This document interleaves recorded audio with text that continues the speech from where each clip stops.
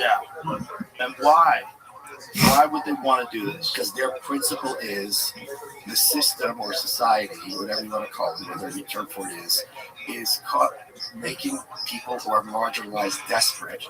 So they act out. So instead of putting them in jail, which helps no one, is the argument, we should be working with them systemically to kind of normalize and make productive citizens. And what's their plan for that? You have welfare programs, different training programs, just throw money at it. Oh. And here's the thing, I can understand that argument maybe if someone's stealing bread to feed their family. I've never understood how I'm really poor, so I'm going to hold them up and down and do bad things there. Right. That's not a thing. Or just randomly punch people in the streets or throw people in front of trains. That's right. It's like it's not because you're late to your job interview that you shove somebody in front of the 6 train. Right. Yeah. It's dark. It's very dark. But LA is not as dark as this. From what I think in LA there is still this sense of hope. Really? Because people I talk to in LA, everyone I know knows someone who's been broken into. Like the home invasions. Oh, that's right. That's the thing. They're up in a huge way. I'm just comparing 3 different kinds of cancer, and I'm saying the cancer in LA is better than the cancer in New York. Yes.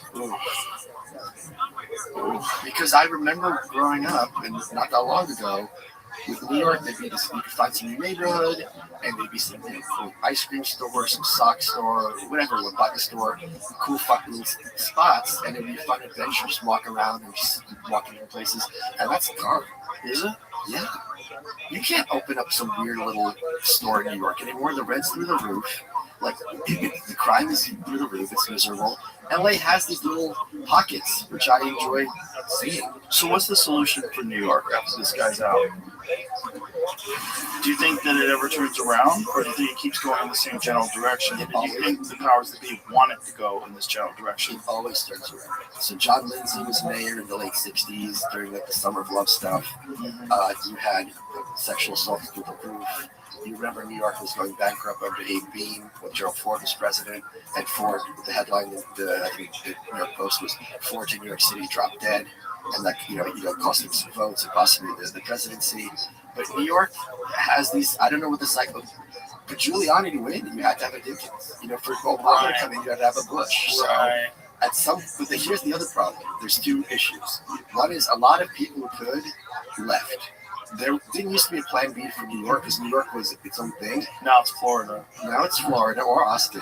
Yeah. And New York isn't New York anymore because Fran Lebowitz, my second favorite public speaker, she had this point. She goes, look, there's a lot of things you can say about a city that's full of rich people. You can say it's good. You can say rich people are bad.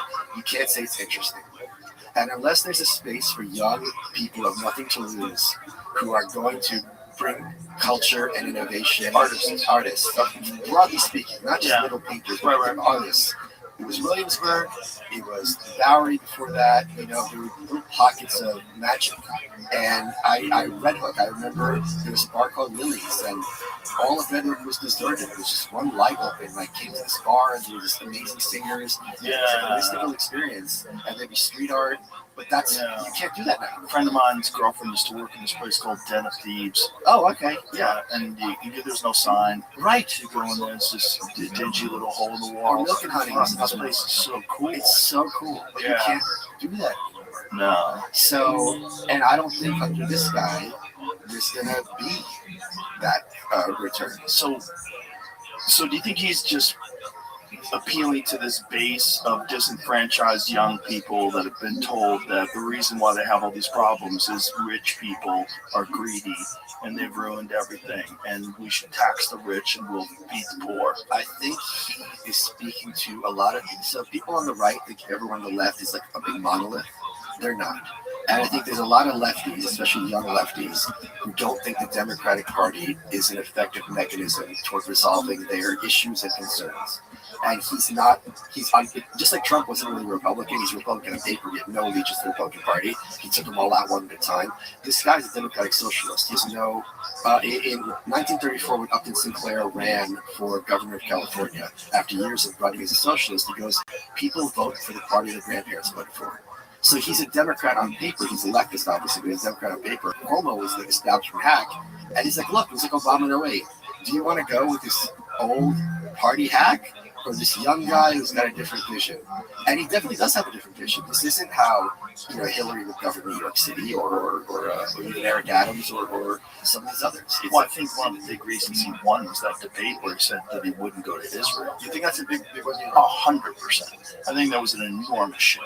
I would say that's a 10-15% shift. 10-15? Huge. We have absolutely huge. I think the polling's bullshit because it's only people so fucking stupid they answer polls.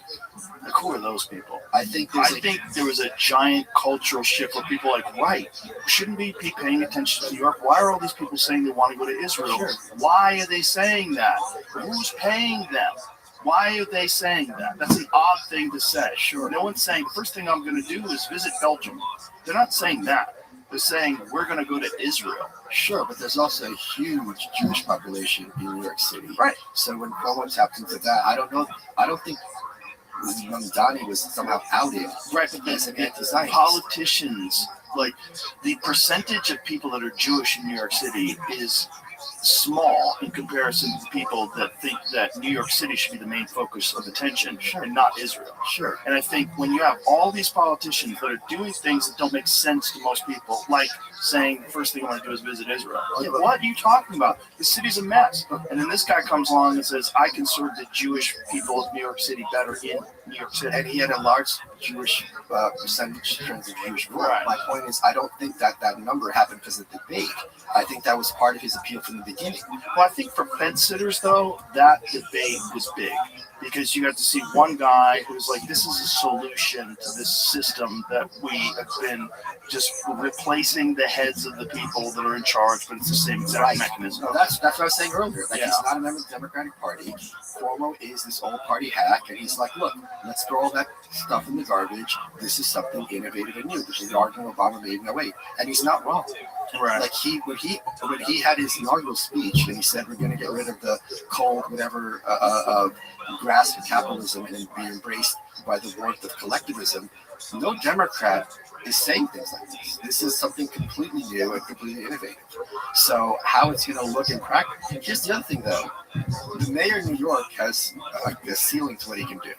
So I would not, he's 34, I think. Yeah. He's young. If I'm sat in that office and I'm against the New York City real estate industry, it's not going to be an easy fight for me. Right. Trump had to learn this the first term. It's like, just because you're president doesn't mean you're going to bend the knee and play ball. So who knows what this is going to be. And it's not just New York City. Seattle's doing the same thing. What are they doing? Seattle, they elected a full-on Congress. That's right. Yeah. Who lives with their parents and hasn't had a job. Lives off her fucking parents. Well, this is also a big concern with the Democrats in general, with both parties. When you have the base of the establishment, who are basically just gangsters who are doing money laundering, and you have the kids who are like, we've been screwed over hearing this shit for bullshit for decades. Let's have an alternative. What do you do when you're Nancy Pelosi and you're Chuck Schumer and you're to a lesser extent Hakeem Jeffries, and these people are coming up, and the kids wanting democratic socialists? I mean kids, I mean young people who are idealistic and they're like, we tried your way, didn't give us shit, it gave us Trump. What do you tell them? Yeah, what do you tell them? You give us no answer. You would vote for Steny Hoyer for another 10 years? Like it's ridiculous. Amy Klobuchar is not going to be your candidate if you have this democratic socialist vision. She will not deliver that for you, and she'll tell you that to her face. Right. So I think I think that's the dance Newsom is trying to do.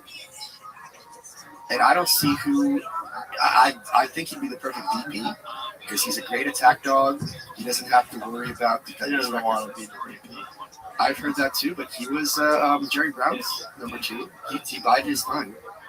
Yeah, but he was Jerry Brown's number 2 when he was young and he'd never been the governor. Sure. I'm just saying, he would be the perfect VP for the Democrats. I don't think he wants that. I think he wants to be the king. I think he wants to ruin San Francisco, ruin California, and then go on to become the president. You don't think he'd have a good shot at being the president? Yeah. I think he does. He does? It's a good shot. I think he does. Yeah. I think people are that dumb. I don't think it's that dumb. I think they're that dumb that they're willing to vote party line no matter what. And the guy who's just a good speaker, who's a good bullshit artist, that he could be able to sweet talk his way into that position. and just fudge data, lie about stuff. Nick Shirley is in California right now doing the same thing that he was doing in Minneapolis. Yeah, and they've already uncovered fucking billions of dollars of fraud. Right. Yeah, making videos about it. Oh, same kind of fraud, Medicaid fraud through the roof, all kinds of crazy shit. Yeah, but I mean, I don't know how much that Minnesota stuff permeated. I mean, it took that Tim Walz, which is one of the biggest scalps. Like, no one saw that coming. right. But the same thing, you take out Tim Walz, he's full charge governor. It's a hydra. You're not. Frankly, you'd rather have him. He's more defeatable than her. Does it depend upon how much if fraud gets exposed and who gets connected to that fraud and what the investigation unveils? You're gonna have people who listen to NPR tell you with a straight face that this fraud happens under any. They'll have a list of excuses. It's been investigated and resolved. There's no fraud in Florida and Texas, or what are you saying? Or why are you targeting the Somalis? Right. So you're not going to get. And at the end of the day, I think people expect government to have fraud. And if it's in Minnesota, you're not really going to. If I'm a Democrat in Minnesota, I'm voting Democrat. And if I'm a Republican, it's not. How many votes is this going to swing? Well, they've done an amazing job in Minnesota of distracting people from.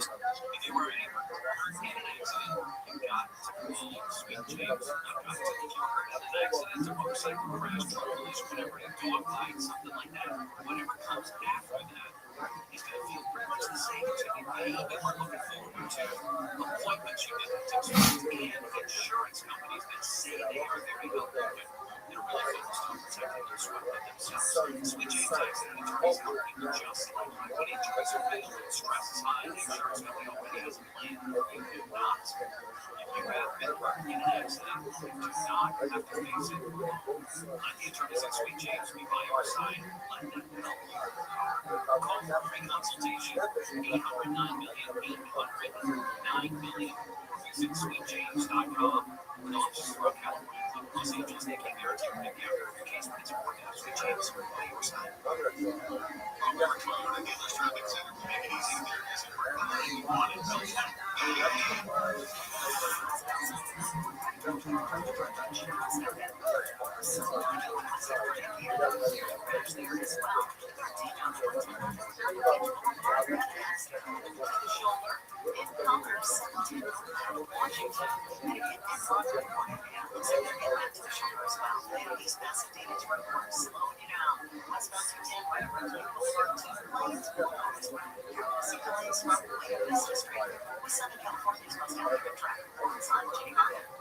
This report is sponsored by iHeartAdvertising.com. Run business and not thinking radio. Think again, because people not listening to radio more today than they did 20 years ago. You know, the iHeartRadio connects with more Americans than TV, digital, even social. Learn how radio can help you on business at iHeartAdvertising.com. Jim Conway Jr. Would you hire Bear Biz to run your business? Jimmy Bush, she's running the city of LA. She's a beer business that probably anybody's running. And she's running into the ground tonight, 6 to 10. On TFI, AM 640. I am a tremendous amount of business. I almost did the perfect. And she wins. I'm pretty happy those. But I love the city of LA. I want to see them get drafted in a stimulating talk. To sell your house, the tire wedding real estate market to improve. Wondering if this spring will really be any better or if it's going to move on and sell now. Back to Raccoon Tweeties. Thanks for tuning in. As always, join the Patreon, join the Reddit, join the Discord. As always, joining the Patreon, that gives you early access to 10 Minutes Shop, our other show. So if you want that, get on that. But that doesn't fucking matter, man. Who gives a shit? How the fuck are you doing, you fucking piece of shit? I will say that the intro song is being, what is it called? Copyrighted again. Oh, man. And so cussing that early is a little dicey. God damn it, should we start again? No, you're okay. We just started again right now because it wasn't recording. Yeah. Because, the man's trying to stop us. We were deep into talking about the Safdie brothers and Alejandro Iñárritu. Yeah.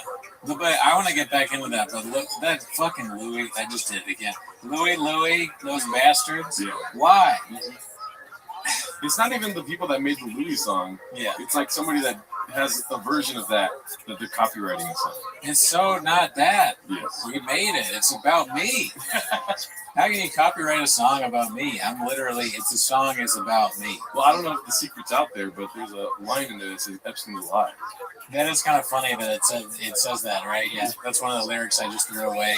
Maybe I wasn't just throwing it away. Maybe I was saying something. I don't know. You're definitely not saying something. No, I was just saying it. Because you usually say it with your chest.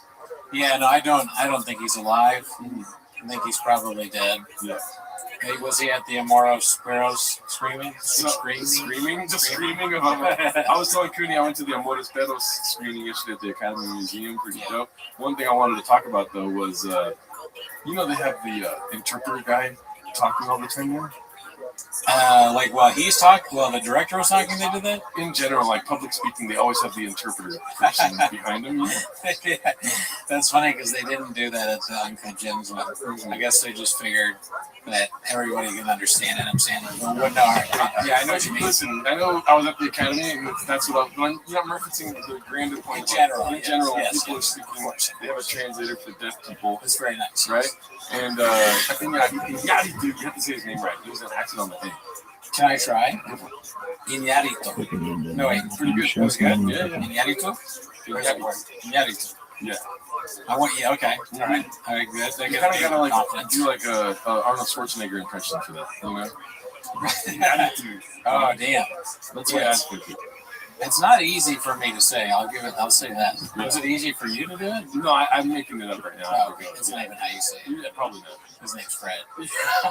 So the interpreter guy, I was like, you get stuck watching them, and they do a really good job of like not having them nearby. You know, kind of like cast out to the side, so like you can tell who's deaf in the audience. They're just like staring off from the distance. And I was watching the interpreter guy. Iñárritu said something about throwing the footage away. Yeah. And this guy went into I don't know how you say throw away in what is it? Sign language. But this guy did a whole dancing routine, dude. He threw it away, and then he did this, and he was like, stinky, stinky. I swear to God, it was for throwaway, because then you know how the director's talking and have long pauses? Yeah. This guy was going while there was a long pause. It'd be funny if while he was doing it, he just went into Ray Gun's routine. Remember the lady that did the breakdancing at the Olympics? He's like, hey, that's not sign language, that's Ray Gun's dance routine. What are you doing? Nah, I mean, what does Amoros Perros mean? Oh, come on. I'm trying to look away. You have to look up throw away. I'm telling you, there's something to this, and you're not giving me credence, because I swear to God, I was there watching. I was kind of like connecting the dots, you know what I mean? Imagine it's something like this, and then you go like that. Like you took your hat off to your, that's interesting. Like you think, and then you go like that, or something like this. So, but the throw away, what I'm telling you, throw it in the garbage bodies language. Let's see the 13 seconds. I think you might be good at language stuff, dude. By the way, I might be, because you wanted to do Japanese. You're pretty good at Spanish. You kind of pick up on. We went through the La Regadera No Funciona. You got that right away. You kind of pick up on stuff, I think, when it comes to communication. Thank you so much. And sign language is added to the list. Let's see. Throw away. Throw away. This is like grabbing the trash and throwing it away. Throw away. Okay, so you go like this and you throw it. But I'm telling you, he added like some extra stank on it. He was like, ooh, that was doing too much. Interesting. What do you remember exactly what Iñárritu said? Yeah, he's like, there's millions of feet. These guys are obsessed. No. Not like Quentin Tarantino. Oh, yeah. He's saying like there's millions of feet of film for this Amores Perros. They had, I think he said 1 million square feet of film. Wow. But they only used something like 20,000 square feet of film. So a lot of that I thought was just thrown away. Yeah, and then this guy goes into this whole like, he's fucking took Kobe when he did it too. Yeah. And he's like, a lot of it was thrown away, but I didn't know they stored it and saved it. You know? But what was this point that they just have it? Oh, it's the whole reason why they have the screen yesterday. Oh, could they watch it on the store? Like the film that they had, that's what you watched it? No. So we watched the movie. Yeah. But the LAC was having a installation of like the film, the extra stuff that they didn't use for the movie. Oh. Cool. That's that throwaway thing reminds me of this. When you jack off, I don't understand why people. What's this part? Like what? Why do you do that? I think it's like a climactic finish. Maybe it's kind of and it's like insulting, right? When you, like you're throwing like your. But it wouldn't be. I guess if you came on your hand, then you would maybe fly off your hand or something. Well, maybe the hand becomes the cum. That's just the cum. That's just this lady saying that. She's like, this is the jack off moment. So right now it's your hand. But then when you do this, that's the cum. So this is jacking off and cum.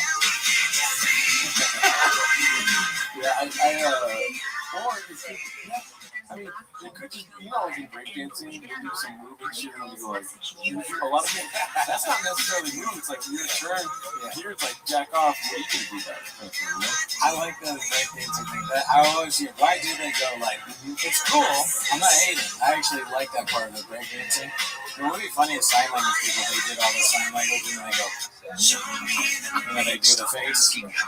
They should do that, dude. That sign language, you picked up on another thing. These sign language people, the interpreters, always have like a big personality. They steal the show a lot of times, right? Maybe for you, but not for me. They do take away from you.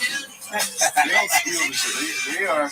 I don't know if you know this saying in the theater. It's called, I think I've said it before, it's catching flies. So while someone's doing his to be or not to be thing, you're in the background like kind of catching flies. Like, what the hell are you doing back there, right? You know? Oh, like, can you explain to me that? Is it literally like because you're trying to do that, it like takes away, or are people just like they want attention? Yeah, they want attention. Catching flies is a way of doing that whole concept. Okay. So it's like when the people on the end of it are pretending to do something, but it's like overdone. Yeah. Like when, for instance, when we did 24 hours game for 24 hours, yes, I was catching flies. With you, Mark. I would push ups, stuff like that. I was catching flies. I was so fucking cracked out that I did not even notice. I mean, Mark is an expert at catching flies. You'll eat all your cupcake, you know what I mean? That's true. Bro, have you seen Mark's cupcake? No. Oh my god. Really? Oh my god, we should just do a whole podcast about that. It's awesome.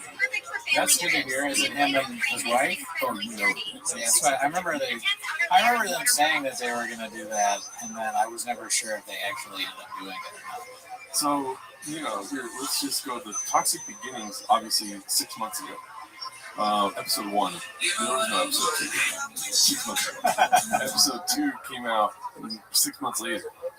And I'm not finished with it yet, so let's go ahead and just pause this. This looks like a normal podcast, right? Great show, never seen it. Yes. But shout out to Baldizzi, made a great inquiry about this.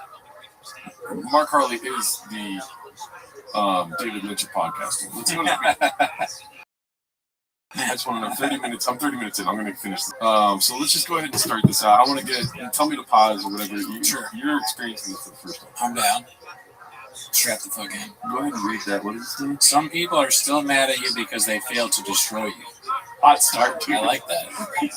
That's true, dude. That starts out like at the right amount of toxic. That's not like a 10. That's a 1. It's just a thought, you know? Yeah, it's letting you know where it's headed. Let's see here. And then it's going to be a conversation between him and Luana. And I'm not quite sure if Luana's aware that it's recorded. You know what I mean? Really? Yeah. Dude, I like that. This is funny too. Just the Barbie text, but then behind it is a hazard thing. That's crazy. And it's dripping. Did you catch that? Yeah, dripping like donut drip. Oh, I think you can see that. Oh, like come, that would be funny. Like come. No, like don't. Maybe Mark Harley was the source of the drip. Maybe he has drip. You guys dripped out. Allegedly, I'm not trying to get sued over this. But Luana did make this. Oh, Luana made that logo? That's how far I am in the podcast. They were talking about her making it. They got experienced any trauma from this relationship whatsoever? Yeah, but not that. Like, I'm sorry. Ask everybody, like in actual real form. So it's like, no, what I did was discussed. No, what I did was discussed. What I did was discussed upon. Oh, I'm not talking about you fucking dudes. I'm just saying, if you did anything else to cause me trauma Yeah, nothing or compared abuse. to what you So you have relations with other people. Have you ever verbally abused me? mean, you still be daily. Yeah, what Well, pause. The title is hella toxic.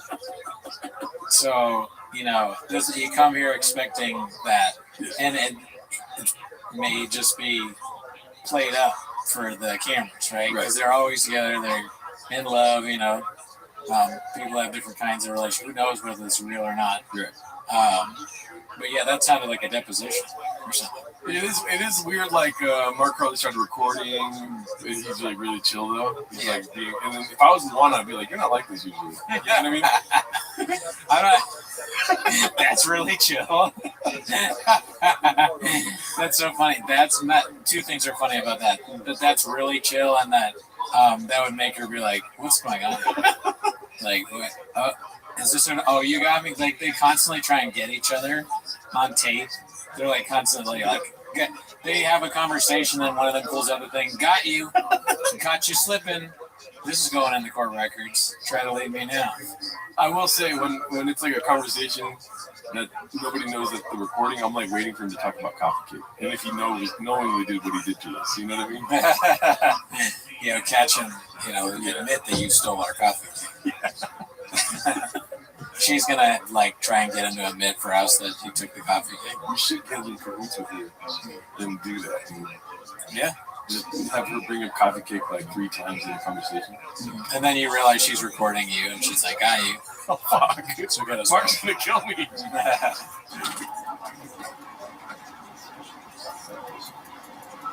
So this goes on for 6 minutes. I understand your perspective, but you acting as though like you're somebody uniquely traumatized by you. So Mark has been in a lawsuit with Schwab for a while, right? And maybe the lawyer Rob Pebble, famous Los Angeles attorney, has just made him very, in his brain, always kind of approaching things in a legalistic way. It's like, you did this, and then and the facts show that they're just discussing who was supposed to make coffee and who didn't make it or something. They do talk about dishes in the beginning there, and then here's the thing, dude. Okay, we'll skip the 6 minutes talking. There's a lot more that you're not going to see. I also skipped this part because I was driving, so I didn't want to pause and stop my car. Yeah. And then touch my armpits. Touch my armpits. We were just arguing because I'm not going to attribute that. Like if you're really stressed, why'd you post it? Okay, yeah. So he's starting to say like, you're stressed out, but you're posting on Instagram. So yeah. So again, goes with the title, I think. Yeah. Well, I don't know why it just popped up LeBron James, but and then I didn't see these. My bad. Here, let's go back. Please feel free to clean up and vacuum. I just cooked. Spoken like an employer to whom it may concern. LOL. Will you allow me to do a podcast tonight? How many times have I told you all you gotta do is just ask normal? It's 12. Well, I have shit wrong to do. Wrong puzzles? Maybe. Whoa. I'll clean and try this. I'm so pissed at the stupid meetings I have something to the same shit over and over. Do you mind paying for the podcast? Oh, okay. Me, of course. So, it's all over the place here, dude. I don't know why he's sharing it, and then they're going to do a podcast together. He's got 30 dishes on. Wait, who's blue? Like, who's left the dishes out? I'm not good at phones. Who's blue and who's black? I don't know. You don't know either?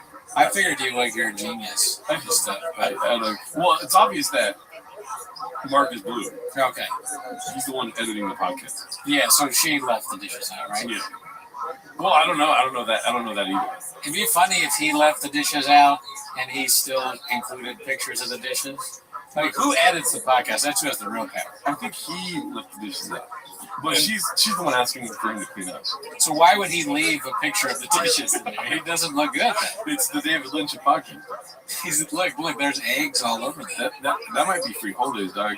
I don't know. This looks bad. You might throw away that pan. But what are you saying? This looks like my kitchen. There's sausage on it. I mean, this is a crime against humanity. Just spinach or radishes. Yeah, I was like, what is that? Baby spinach, you got that part right. Yeah. It looks like maybe an empty avocado. Yeah. Whoever was hungry just ate the avocado. Yeah, I can't tell if that's an empty avocado or a bowl.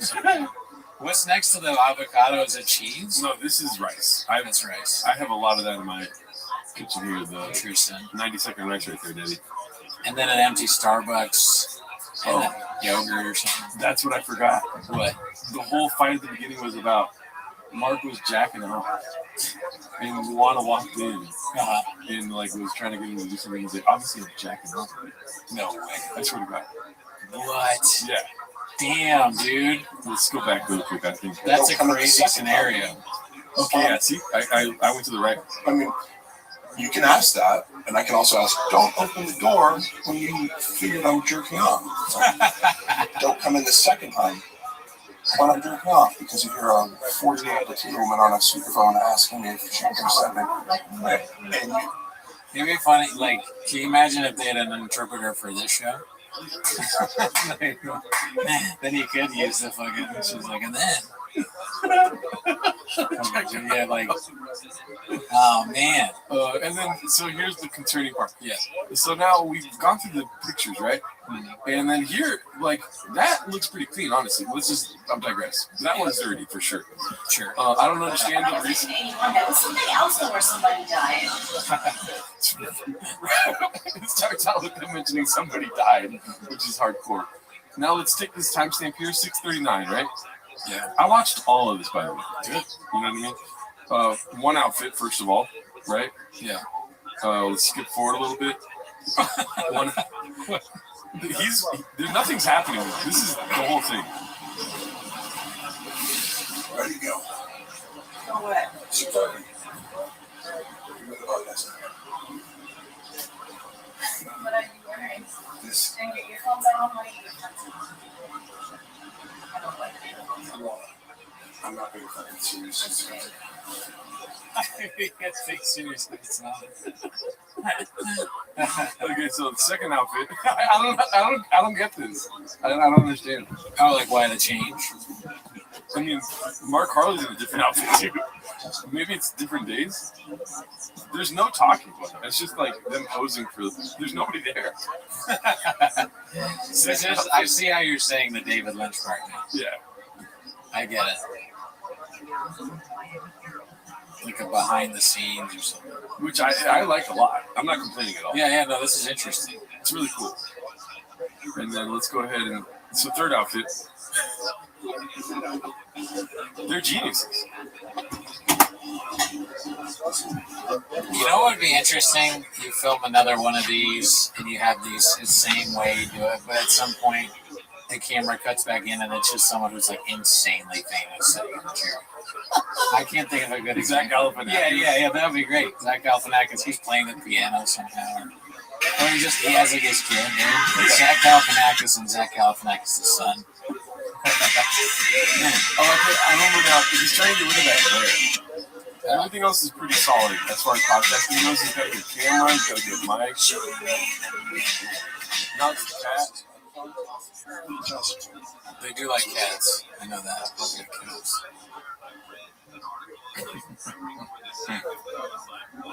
Okay, I think this is the third outfit or no? Second? It's no audio. This might be the same outfit. He was wearing shorts, right? Yeah, teeth. Okay, he is wearing teeth. It is the second outfit. You're right. There's no audio. Well, yeah, he's talking and nothing's coming out. Keep in mind, it's 6:39 when we started. This is 8 minutes later. Just nothing happened. I used to save so many Still ideas, so but much I better never than actually live. do stuff. Pinterest is great for inspiration, but Lemonade gives Okay, so here we go now at the beginning of the content podcast. plus community platform where people Welcome to the first episode of Holotoxic and also the last episode of Holotoxic. It's probably not the best. Like, as far as Holotoxic goes, we probably refrain from saying the last episode ever. Is that what he just said? That's the Welcome to the first episode of Holotoxic and also the last episode of Holotoxic. It's just given like murder suicide vibe, dude. Yeah, I've heard that be said before with podcasts. That's a common trope of like the joke is we just had a fight or something like that. Yeah. Post it. Welcome to the first and last. So that's pretty normal. But all the stuff that preceded it makes it seem a little too You normal. say that 15:30 in? Yeah. I'll say I want to defend. Here's a defense I'm going to throw for them too. So not that you're joning, right, but just specifically about the outfit change. This is something that you and let me just introduce myself. I don't think about as much because I'm not an attractive person. So if I was an attractive person, maybe I'd care more about what I'm wearing on camera. Yeah. And she's, good looking, so she wants to. So is Mark. Yeah, Mark, great guy. Never met him. Better looking both. That's true. They're very true. So they're dressed up.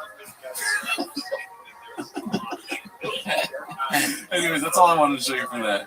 God damn, dude. You know what I saw? I mean, congrats to them. I hope many more episodes if that's not true about that. Yeah, maybe we need to text Mark and ask for what the explanation of why there's a bunch of no audio and all that. No. I'd rather just say do his work. Yeah, just let the directors move. So I watched most of the John Bernthal Shia LaBeouf interview that you put me onto that we did a whole episode because I realized that I love that stuff that you showed me, but I never actually sat my ass down and watched the whole thing. I just did that because of the stuff. I guess he moved to New Orleans and his wife divorced him and he's getting drunk and fighting people. So I was just curious to watch that. And I came up with a few things. I had a few observations about it. You remember this interview, right? Right. All right. They're both bros, the two of them. Do you agree? They're kind of bros. Yeah. And I don't mean that bad, but they're kind of like bros, the way they talk. They have the hat, the bro hat and all that. Or Bernthal has that. Yeah. And Shia LaBeouf doesn't have that, but you can tell he probably wears hats like that. Yeah. So, actually, there's a bunch of things I know. One is that show has merch. Yeah. It's advertised in the YouTube subscription. Yeah. So it was called Real Ones, which again fits perfectly with what they do. Real Ones, that's a great name for a John Bernthal podcast, right? And you can get a mug that says Real Ones, you can get a hat that says Real Ones, you can get a t-shirt that says Real Ones and all that. Yeah. So I was like, damn, I almost want to get a mug. Because that's how much I like this interview. But they start talking, and John Bernthal is interviewing Shia LaBeouf when he's making his comeback, getting his life together and all that. He's working with people named Bo and Kev, whoever those people are. Yeah.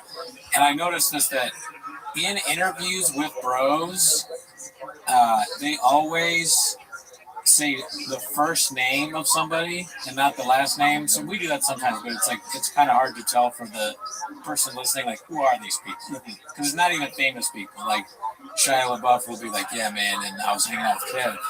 And Kev saved my life, right? And then John Brother was like, that's real. That's absolutely real. Bo was saying the same thing last night. So they do that, and that's funny. But every bro is constantly having their life saved by somebody in these stories. Like Shia LaBeouf would be like, man, I was out there, and I just gotta be honest with you, man. Kev, he saved my life. And that's I was about to get behind the all of that shit is unreal. The reality is that she saved my fucking life. So she's like, it went Baja mode. Sorry about that. No, I mean that's perfect. That's exactly what she said. His wife saved his life. These Bo and Kev people, and I love these guys. I'm not joning. Like Bernthal and Shia LaBeouf are hilarious. They're great actors. They do. Both of them. I want to make sure I say the difference between them and Schultz because both of them are not doing their real accent. However, it's because they're crazy. They're psychotic actors, which I respect. I think they're cool. I would love to be them. I look up to them. They're intense, and they're the kind of people that are fun to be around, and they're very entertaining. Whereas Schultz is doing a fake voice. He has no talent. He's awful. He's doing it. He knows he's doing it. He's like culture vulturing a little bit. It's a different thing. So I want to make that clear. But Bernthal is a guy that went to a high school that cost $60,000 a year. And Shia LaBeouf has been famous since he was like 5 years old. So they're what they're doing is like an extremely heightened version of themselves. You're very I find judgmental, that. aren't you? I am judgmental. It's fucked up. But I like them. Yeah. I still, These are your people, dude. If it was Edward James Olmos and Danny Trejo fighting, I'd be on both their sides. I mean, they're not fighting. I'm saying I like them. But I was using the references and they fight all the time. So Oh, really? Who? Almost and who? Danny Trejo and Edward James Olmos. Oh, like in movies they fight. No, they really don't like each other. Yeah. Whoa. Yeah. I didn't know that. But all that to say is that you're being very judgmental, you know? I mean, How dare you know another man's high school tuition? he said it.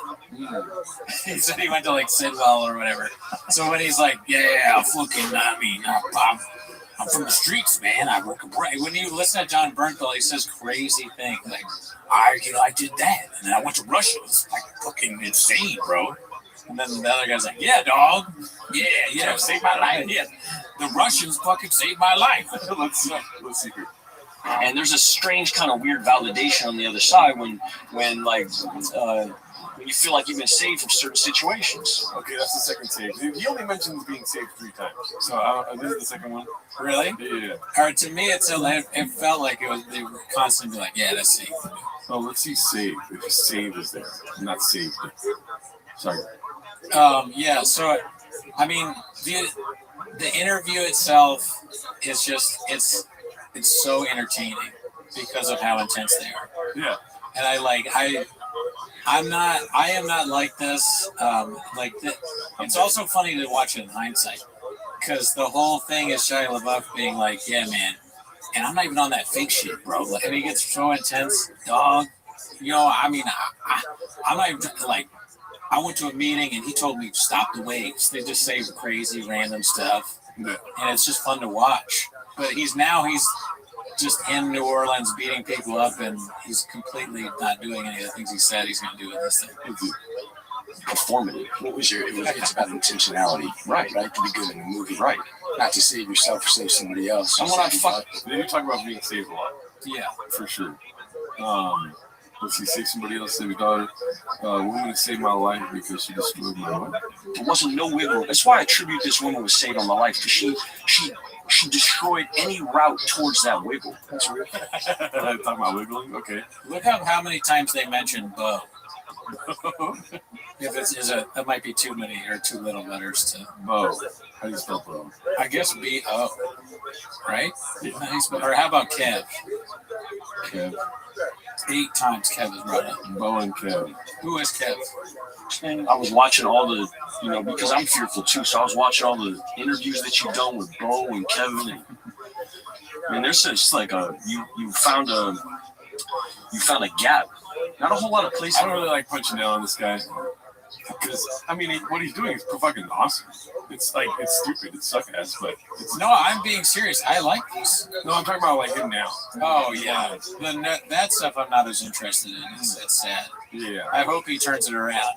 But this part of him, when he was saying this thing about how he's so confident that it's like easy to be around because he always knows what he wants to do.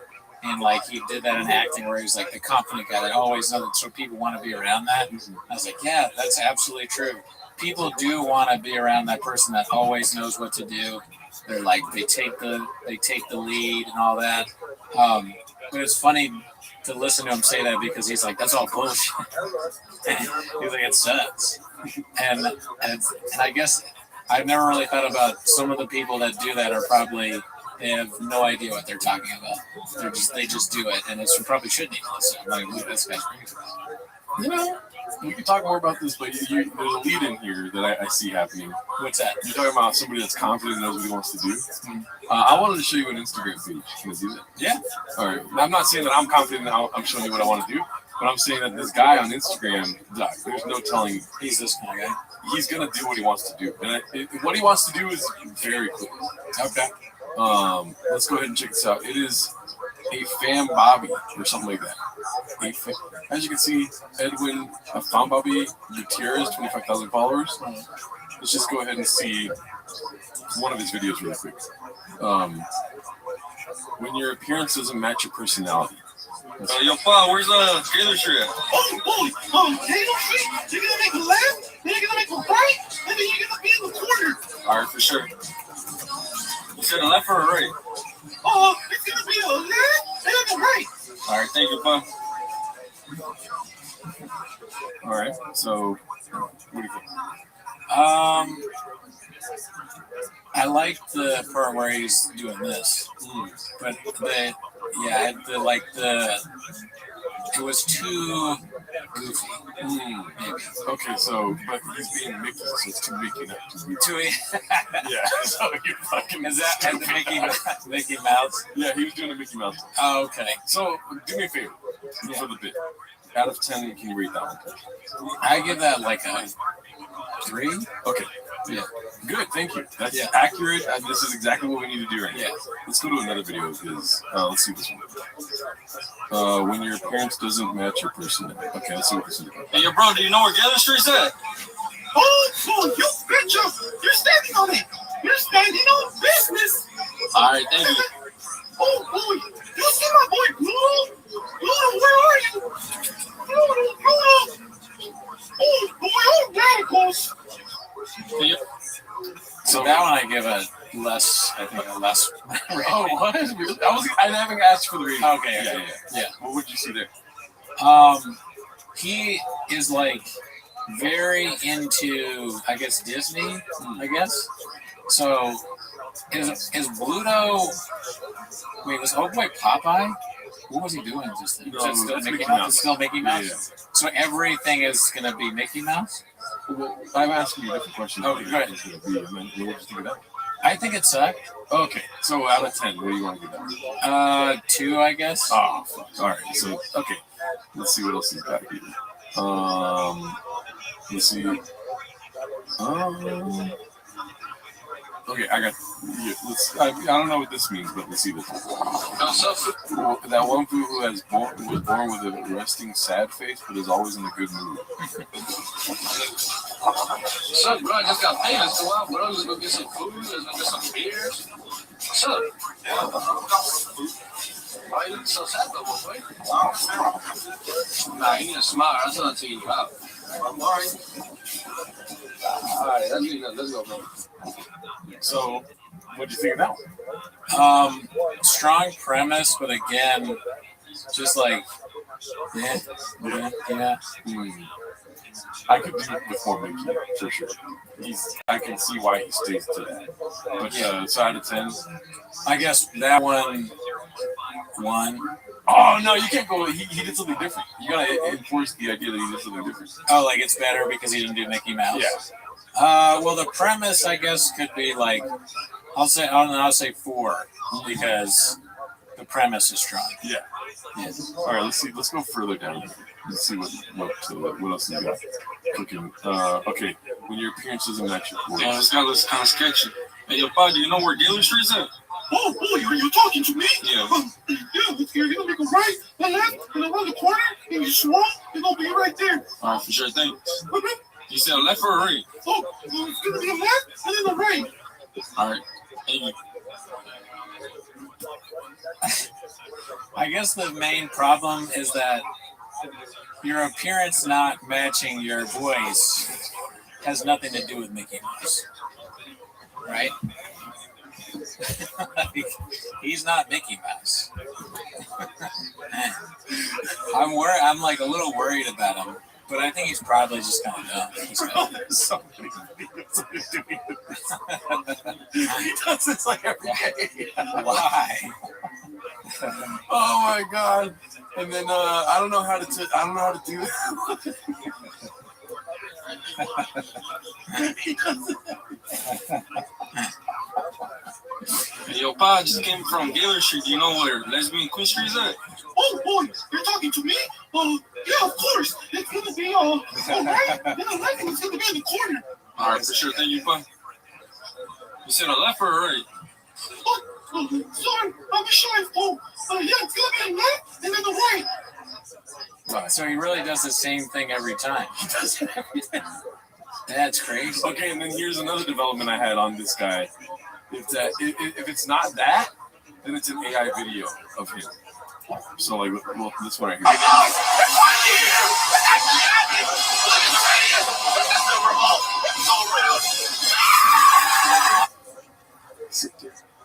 No, it's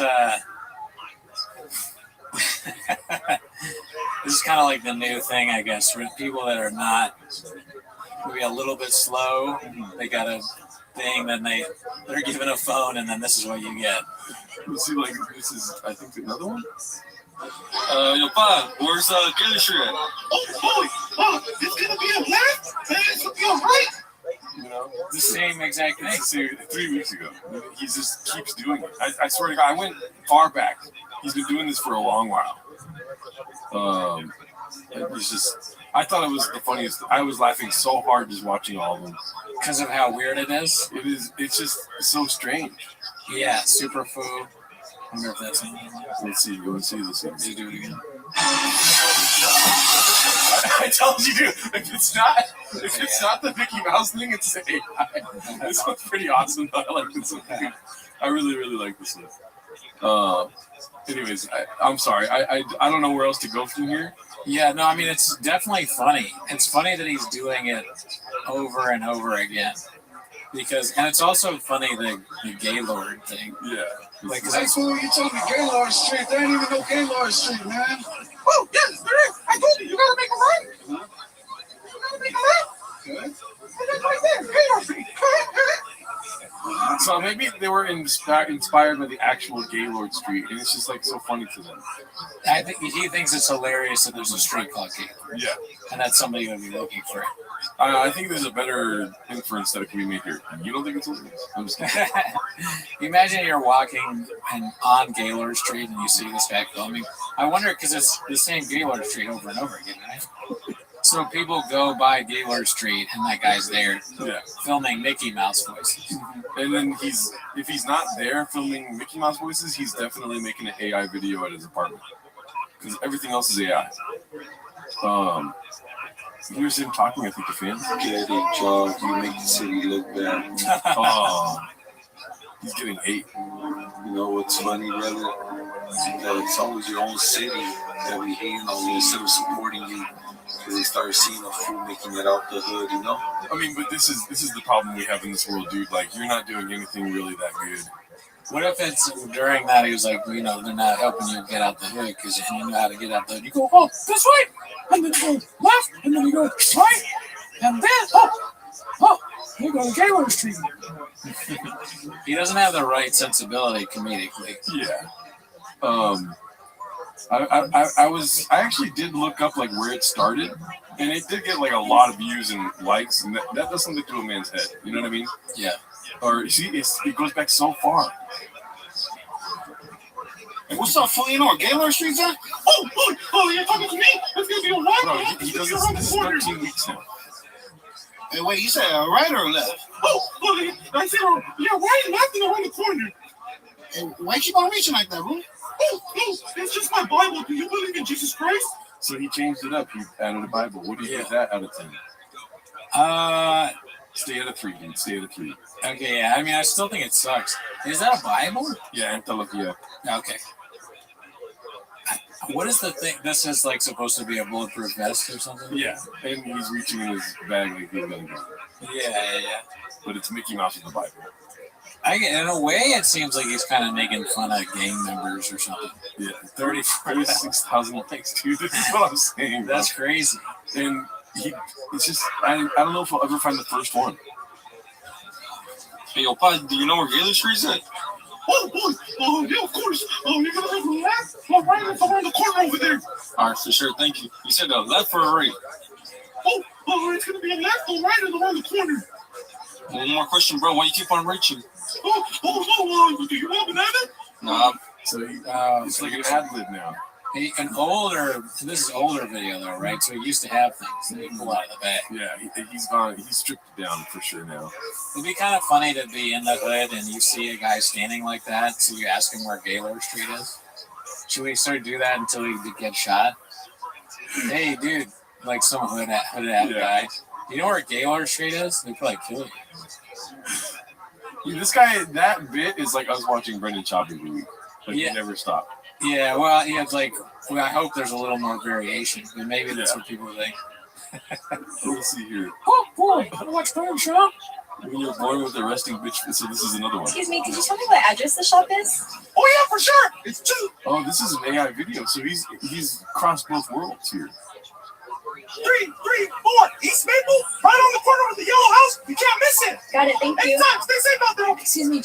Wow. So he's. I mean, this is a long time. He hasn't stopped. Anyways, that's all I got on this guy. It's just, here's 21 weeks ago. Yo, Pa, where's Gilly Street at? Oh boy, so it's gonna be a left, and it's gonna be a right. This is like exactly the same video. Sure.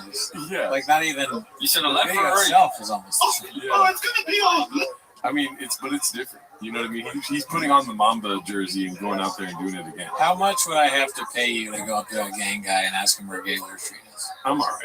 You wouldn't do that. Right? I wouldn't do that. I don't think I would either. I'd be afraid. Yeah. But I don't want you to have to tell my parents like I paid him $10,000 to ask somebody. That's why he's dead.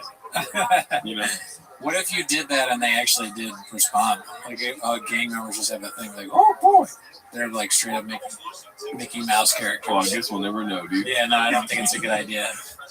Yeah. Anyways, he just does it over and over and over again.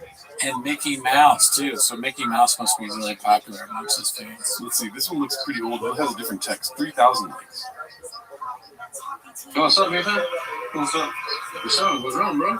I'm good. Oh, it's the same thing. The sad face thing. Yeah, I think he's reposting the same videos too. He needs to take some addicts and figure something else out. How many followers does he have? Like a lot. 25,000. Yeah. It would be kind of like, I mean, this is committing to a bit completely. I'm assuming he just does it all the time. Like a certain day that comes out and people like it, and they just keep. If you find it, you just keep doing it, I guess. Yeah. But it's so weird. It's so weird to do it this exact same script every time. It's like so weird to see. Yeah. There's no changes to it.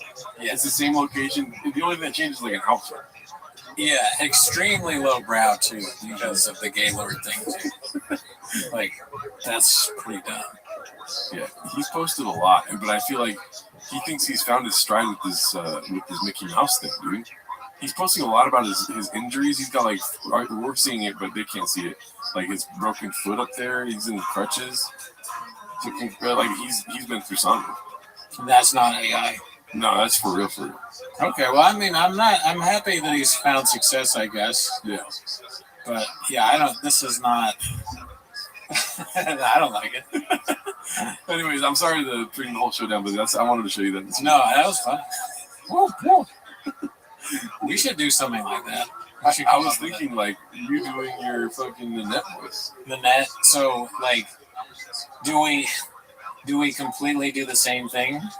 Like when your doesn't match your appearance, when your outfit doesn't match your appearance, and I'm dressed up like either Nanette or a gangster, and you ask me something, and you go, oh yeah, and I do that voice. I don't think we should fight him. I don't want to get involved with him at all. Yeah, you might get mad if we do the same thing. But I do think that's the idea that it's funny to find somebody and then completely copy them to see if they react at all. Like if you just have a video handheld going like, my name's Anna Gatsby, otherwise known as the Net, and have a great day today. It's just like something you post every day. Yeah, I mean, one time I was at an open mic and Brent Weinbach came to it, who we watch on Patreon. And there was this comedian open mic named Kenny Lyons, who's like a famously guy that was making open mics and stuff. And Brent, literally, he walked on stage and he was like, have you guys ever seen me? And we're all like laughing hysterically. We're like, Brent Weinbach or something like Kenny Lyons is crazy. And he's like, he has a lot of jokes. And they just started doing Kenny Lyons' act.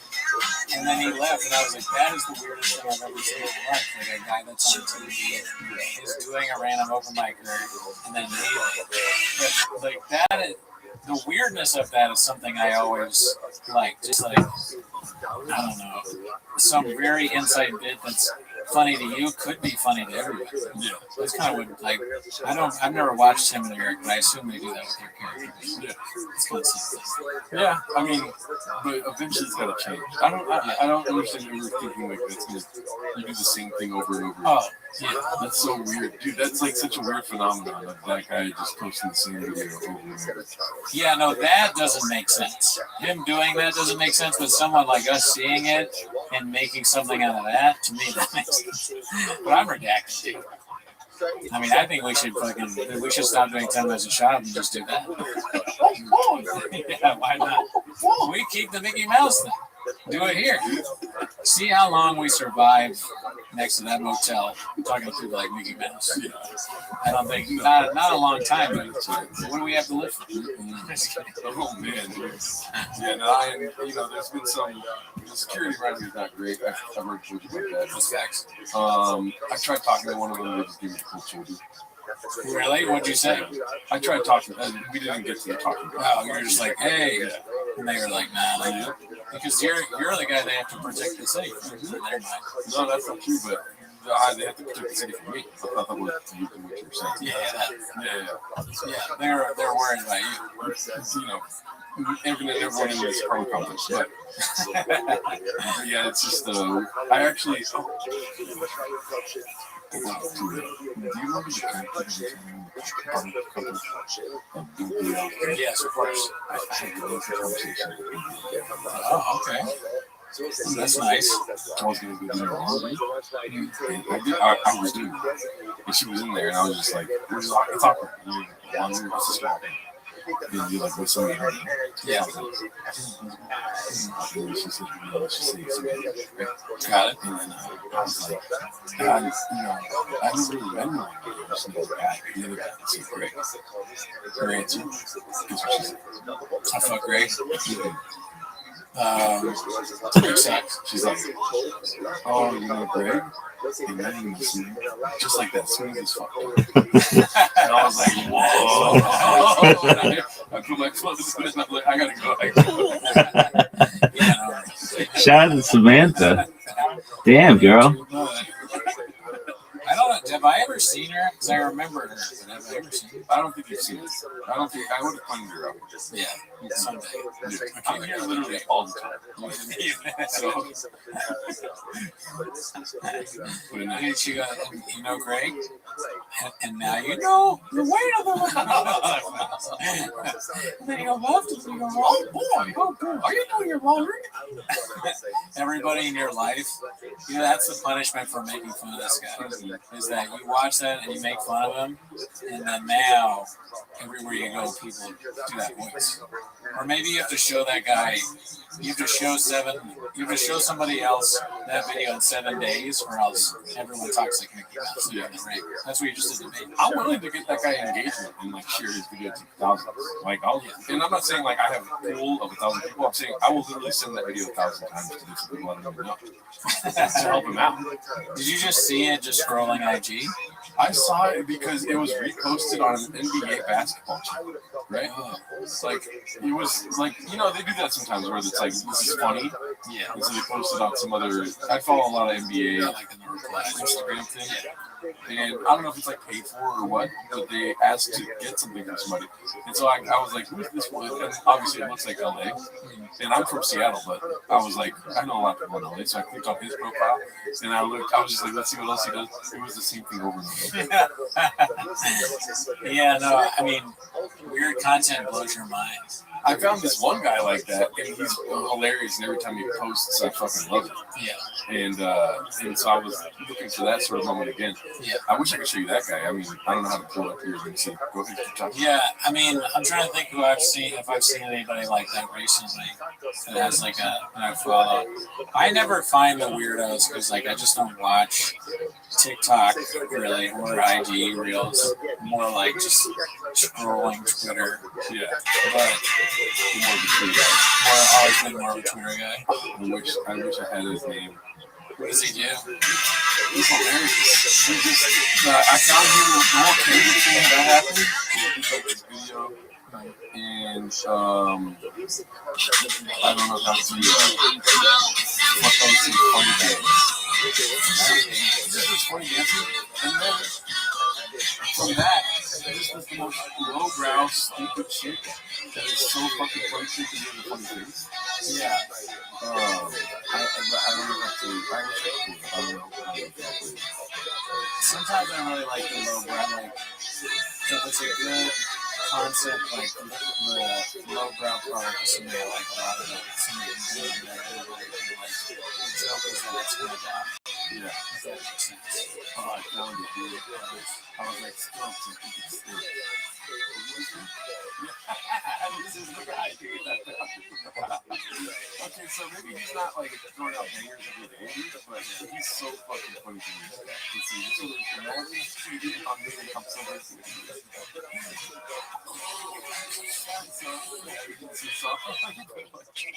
I mean, his expressions are hilarious. I don't know. It's like probably the best. But yeah, his facial expression is very funny. He was doing that thing for a while, where he was posting some videos and wearing the one I made a page. Oh, okay. Let's see this. When you had to sell for your crew because she finds shit. Because fine shit was with the man on D-Day. So this is what rap shit about. Okay. Makes me laugh very hard. Epstein's grandmother and my grandmother, okay, they were sick. So that made me and Roy there and Epstein, okay, that's good. That's good. They my first cousin, Roy. That's why it's the lady talking. I haven't seen that, but that face he does, it's every single one of his videos. It makes me laugh every time. And you know what, dude? I'm not too proud. I'm feeling the brothers. I'm not home. That's your sister. I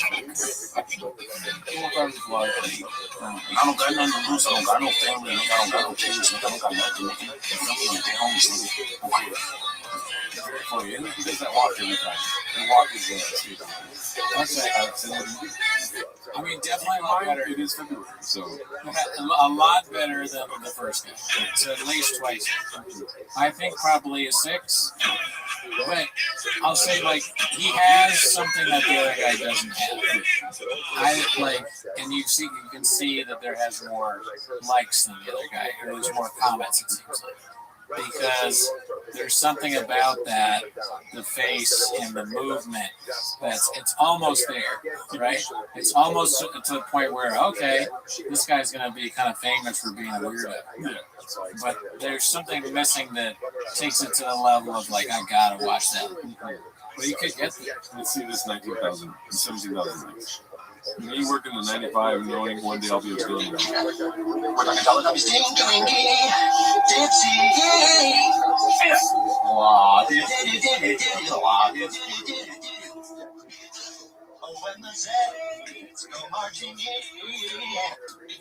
So, I don't know what's wrong with me. Yeah, but people like it. I liked it. I'm part of it, dude. I'd rather be the guy that loves that video than the guy that's like oh, this guy. I'm like, not what the hell is this guy doing? I'm like, I don't understand it. It's like, it's not terrible. So if you would go and like, there's a lot of this kind of stuff. Dude. This is lowbrow. I'm warning you now, it's lowbrow. Okay? So let's see. It's got 37,000. Let's see. When you're taking a shit at her house, but she ain't got no toilet paper.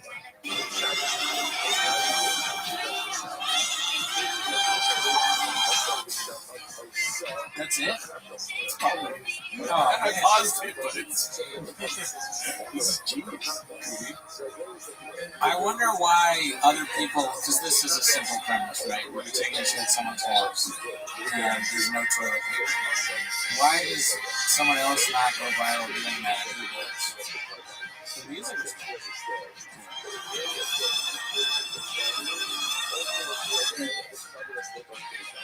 I think this is so funny. I'm something. I'd rather be. Maybe I'm giving too short.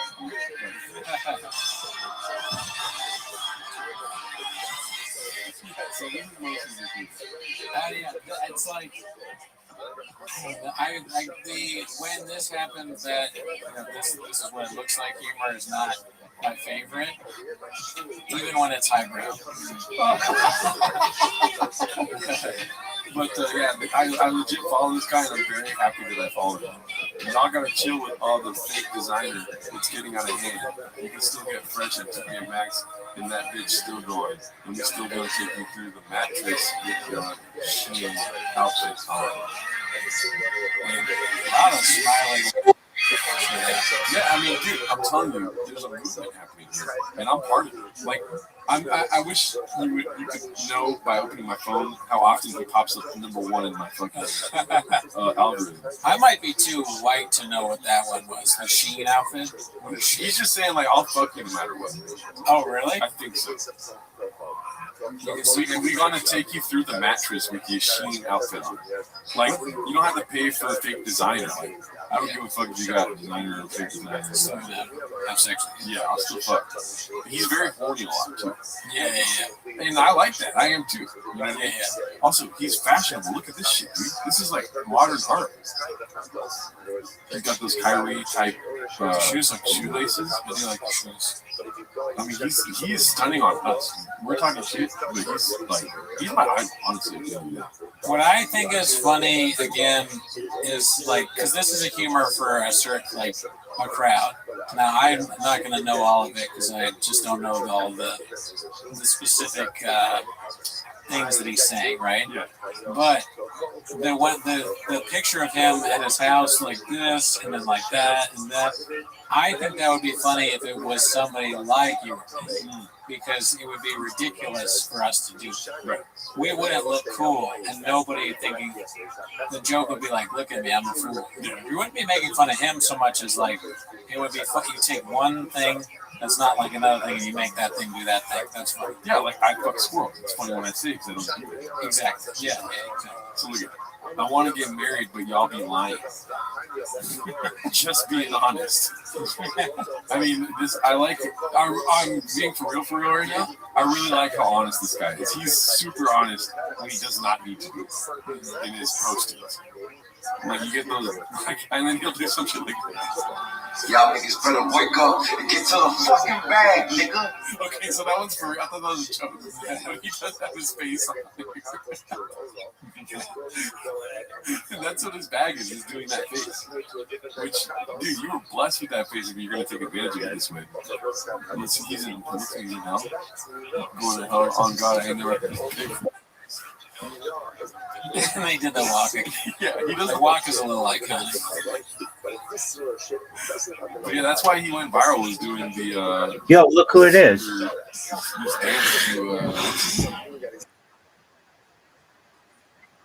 Yeah, I was, and he said that you were coming in, and then you bitched out on us.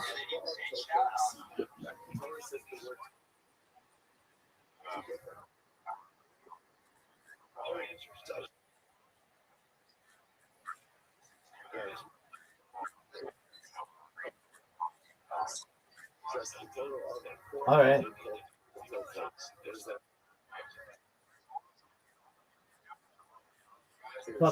Was it about food?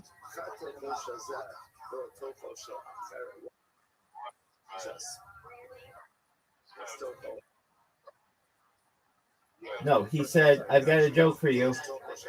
Then he never said it.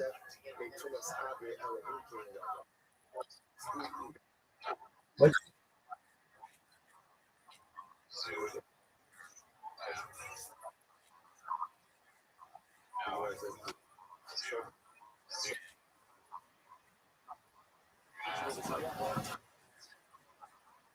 I bet it sucks.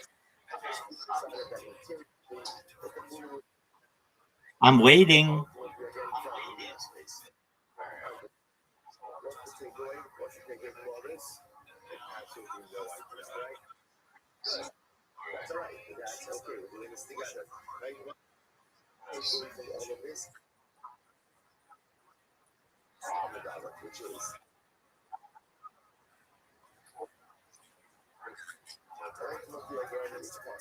Do you have sex with your delivery people?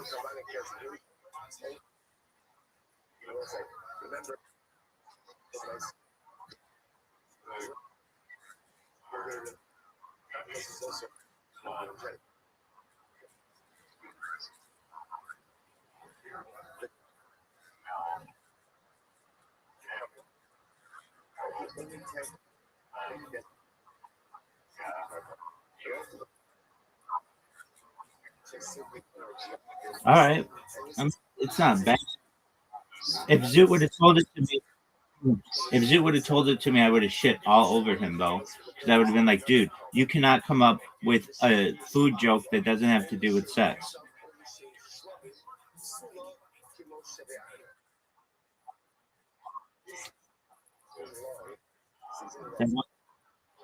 Yeah.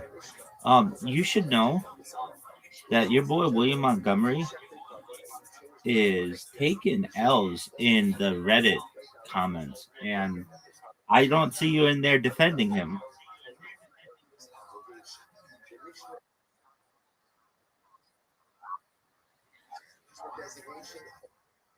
Yeah, I can hear you.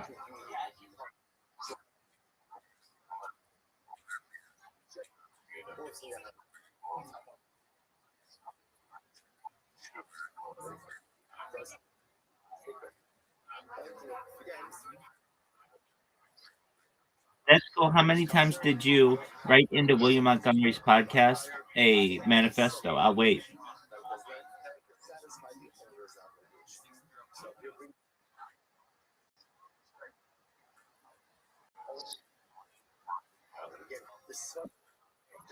Yeah, dog. I mean, I'm built.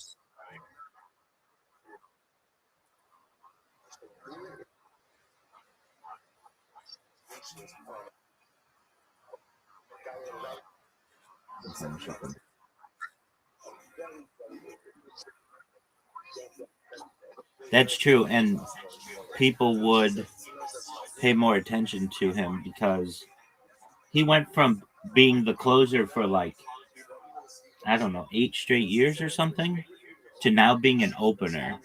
And his jokes just aren't hitting. And I know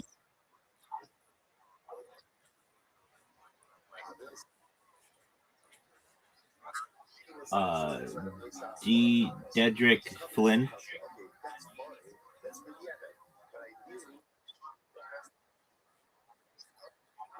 Yeah, dog. He's the new.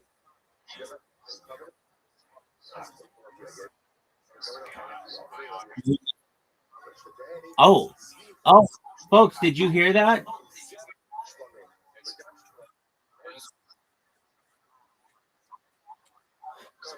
Risers.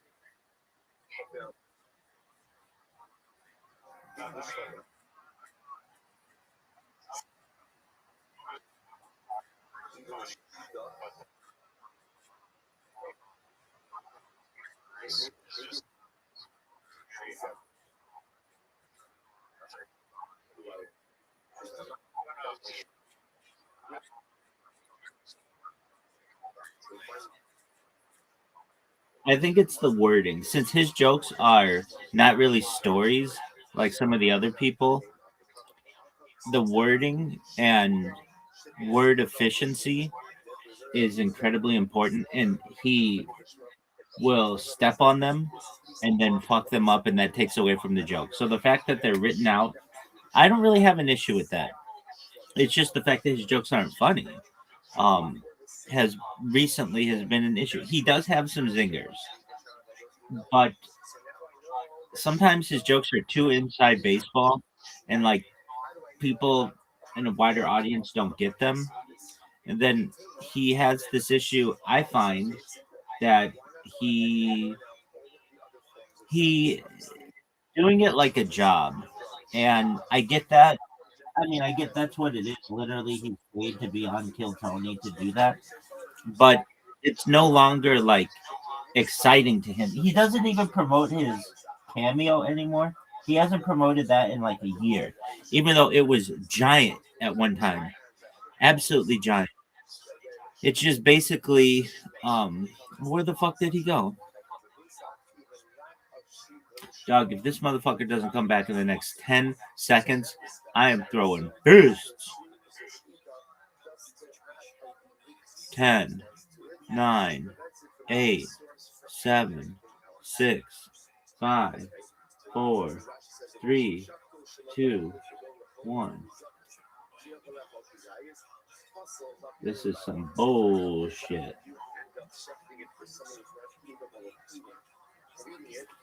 Oh, this is garbage.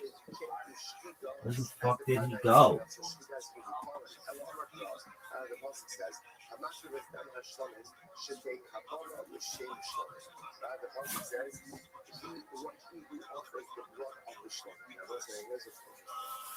This is absolutely positively the most bullshit discussion of William Montgomery perhaps that has ever been had. So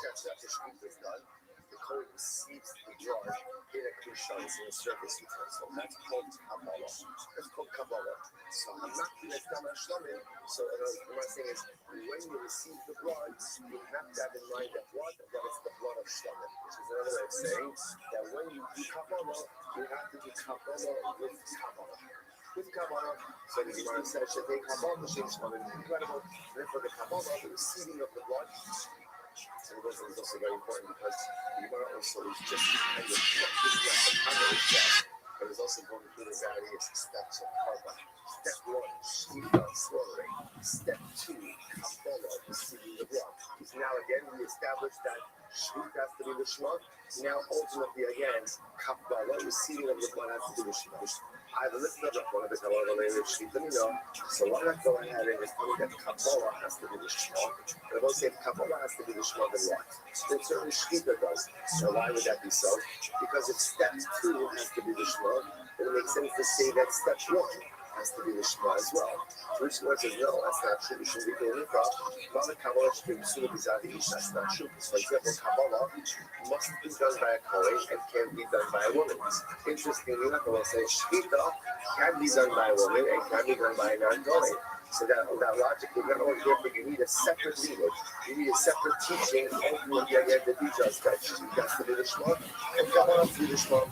Actually, but Shkita the Kabbalah, that's super exciting to know. I understand ultimately, again, Shkita and Kabbalah. Really, it's all question of perspective. Right? Again, this is incredible because remember, understand what we're getting over here. I was just having this conversation with somebody the other night. Only one Stokes. The walk could be funny if, like, you just do, like, it's somebody else, like a politician, they give a serious speech, and then you see them walk off like that.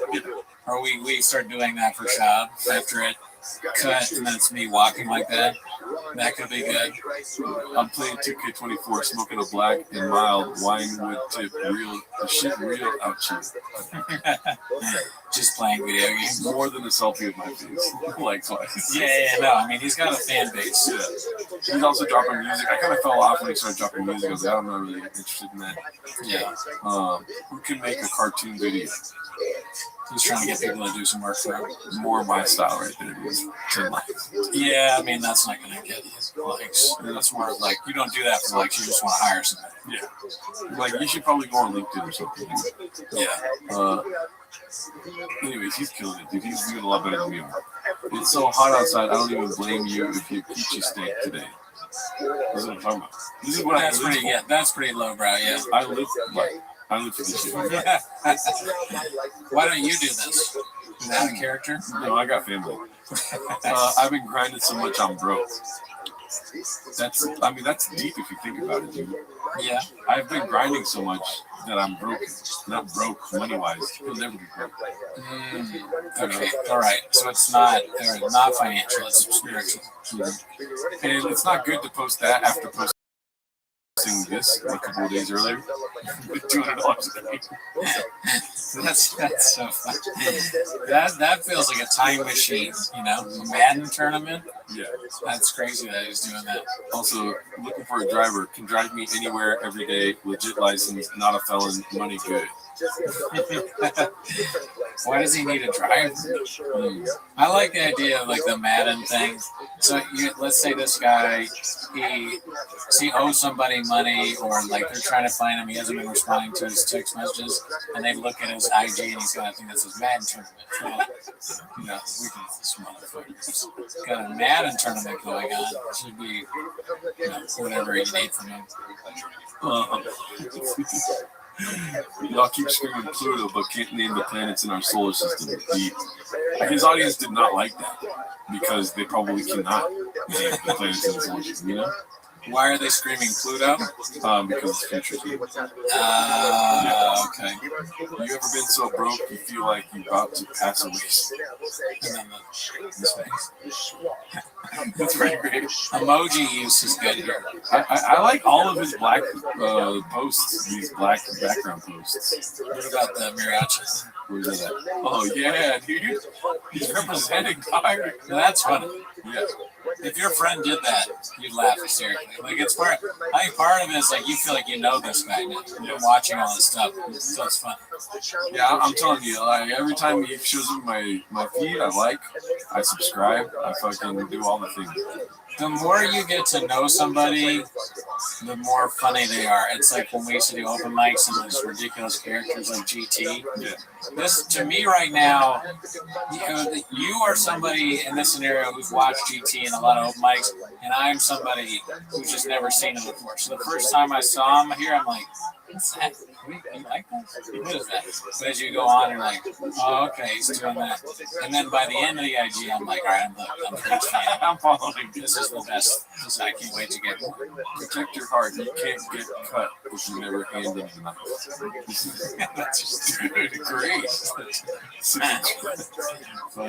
Yeah, you can tell he goes through these like fluctuations. Maybe mental health, something, whatever. But he does go through some like dark period.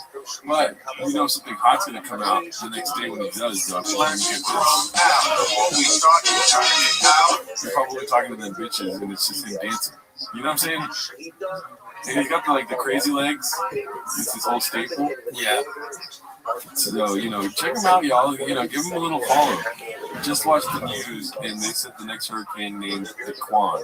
He got on black forces in a shiesty mask. Do you know what a shiesty mask is? Yeah, it's a baklava. Oh, okay, yeah. Did you know that? No. Oh, wow. I wish we could go further enough. See, he goes through these times. If you know me personally, like really know me, you know that my intentions are pure and genuine. In this life, we come across friends, family, and strangers that will try their best to sabotage that or overlook it due to envy or jealousy, or just simply not knowing. Continue to love them and have the biggest spot for them in your heart because knowledge and power and knowing and understanding, but overstanding. Okay. Is more powerful than anything. When God said, "Forgive them, for they know not what they do," while they were beating him and tearing him down on the cross, I applied it to my life. That same mindset keeps me covered every day because at the end of the day, we got to continue to forgive because others may not know what they're doing. You feel that? Overstand, never understand. Yeah, now he created some new words. And a couple days before that, y'all want to speak? Yeah, I mean he's moving the needle, Anyways, we gotta do some T-Mos, baby. Yeah. You gonna need voicemail? You do? Oh my god, thank you for freaking asking, dude. Oh my god, I've been falling behind on these voicemails. So if you want to leave us a voicemail, I think it's 775-517-8667. It sounds right, but I don't have it. Let me see here. It's going to be 775-557-8667. That's 775-557-TMOS. And we've got quite a bit. We got 4 of them. Let's see here. Hey, Brandon, Geraldo. Hey, I'm calling again. It's your boy. You're from the name out of town, and it's Tony Soprano from New Jersey. I was just listening this past week's Raccoon Cities. And Brandon really say, turning point USA, he called it people. Fuck, people. That's a fucking job, is it, boy? You guys are fucking like shop. You're fucking hysterical. You're not even trying. 7 days a week, baby. Hey, love you boys. Keep going what you're going. And like I always say, you ain't got no heart. I appreciate the compliment. Yes, I do have the ability to do that. It's pretty good. Okay, let's see this one. This guy's lost a lot of weight. Hey, I just lost like 200 pounds, and I was trying to call and see if you guys need any intern. You got like a hot, like Albanian chick working for you with glasses. Just gonna see if I can come down there. It's only like, I just checked, it's only like 3,750 miles or something like that. And then when I get there, you guys can like roll dice for location, like surgery. That'd be awesome. I would appreciate it. I'll be back. Thank you. That would be cool if we could get an intern that we helped out in some way. He had some crazy story, some crazy backstory. We ain't got no money, so not even pay for surgery. He's not done, by the way. By the way, I'm fine. I appreciate you asking. Just a little busy. I've been on the keto diet. Shout out to Mr. Claire. Hopefully she has an okay day. Stay strong, girl. So, yeah, I moved in with all my homeboys, so we work out all day and we play video games, and at night we fuck each other. Oh, wait.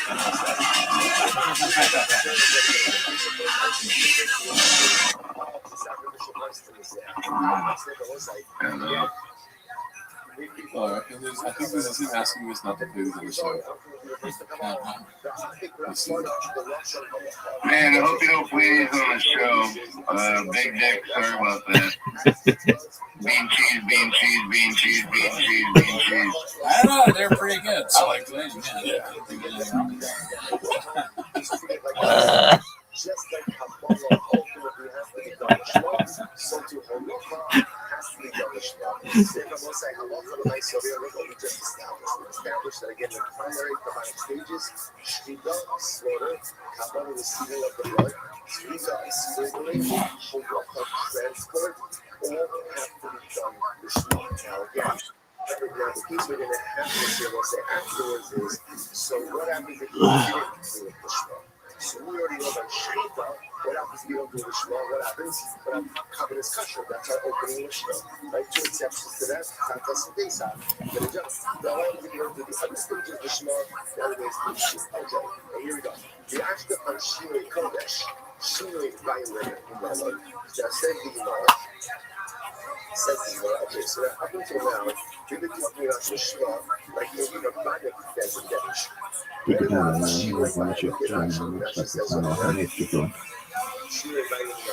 שזאת בשוקו אמנה שהזכרנו בו ביילון, ולא שהזכרנו בו אחר, וכאן what we just established is that when you do these various dramatic stages, they have to be done the Shema. What does the Shema mean?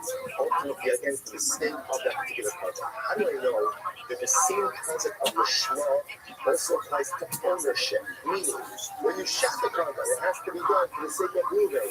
When you do Kabbalah, when you do Srika, when you do Halacha, it has to be done for the sake of the same exercise. But instead, the first exercise was about establishing what we call Rabbanic Lishma. Here is ownership Lishma. So how do I know that? Here we go. I'm not going to frustrate Rabbi. I'm going to draw the Basar Zera.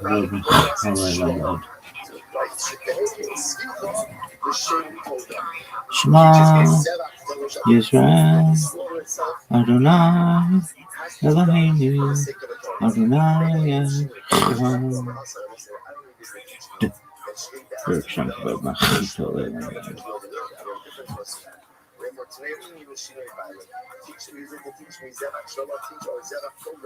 Teaches me that what? That when they're covering a chef, then it has to be done for the purpose of the particular owner. Particular owner, you know, says, I love him. The also, that's like, no, that is what. And we go to the side of the Buster set up, told us, Shlomo, part of the kind of only Shlomo, just following the young name, told us, to shut down the Shem Shlomo, Shira. Comes to teach me that if you offer a toga for the sake of Shlomin, ultimately becoming his kasha. On the other hand, Shlomin should shop for the same Torah Psula. But if you offer up a Shlomin for the sake of a Torah, ultimately again it's possible. I'm not happy being zealous. Why the distinction? It's very simple. Torah in the Shlomin. Thanksgiving offering a Torah is called a Shlomin. And therefore, if you inadvertently, right, that's you're even intentionally offering up the same Shlomin, you still don't say.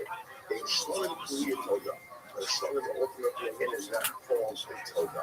So one says there's a Hana, the Zevach coming. No, we're focusing really just on the word Zevach. The word Karka, right? On that word, on Shloim, it is the Shlita. Vakatni, by the way, this still you need that for something else. Vakatni, by the way, Katas the Ashar, Minai, Avaloma Zevach. Everyone looks at the word Zevach, or even the word Zevach might not be just this general halacha. In English, Mirdokra, Shubasar, Ogas, Shlomo. Zevach, put the word Zevach at the end. Why Zevach? Why is Zevach placed where it is? Shlamina, ultimately, again, so Noah and Halacha Raisa use it to teach me. Back to Raccoon Tweets. Thanks for tuning in. As always, join the Patreon, join the Reddit, join the Discord. As always, joining the Patreon. That gives you early access to 10 Minutes Shop, our other show. So if you want that, get on that. But that doesn't fucking matter, man. Who gives a shit? What the fuck are you doing, you fucking piece of shit? I will say that the intro song is being, like, what is it called? Copyrighted again? Oh, man. And so cussing that early is a little dicey. God damn it, should we start again? No, we just started again right now because it wasn't recording. Yeah. Because, the man's trying to stop us. We're deep into talk about the Safdie brothers and Alejandro. Yeah. But I want to get back into that. That fucking Louis, I just did it again. Louis, those bastards. Yeah. Why?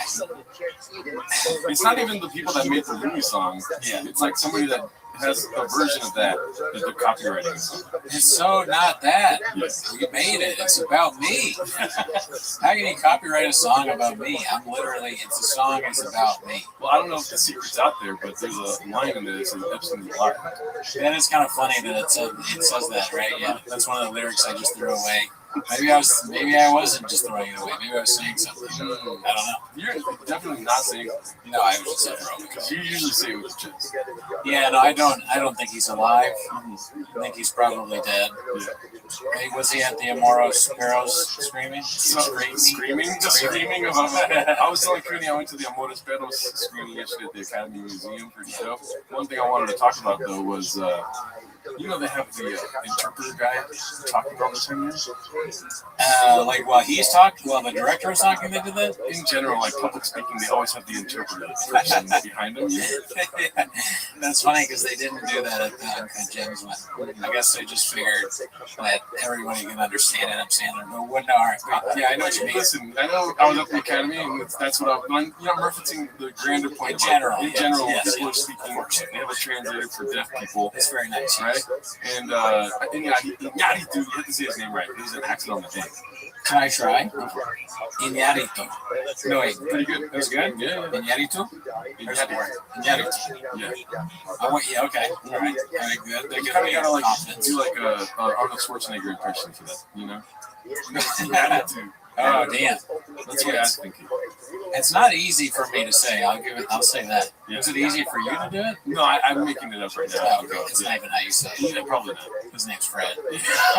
So the interpreter guy, I was like, you get stuck watching it, and they do a really good job of like not having them nearby. Kind of like cast out to the side, so like you can tell who's deaf in the audience. They're just like staring up.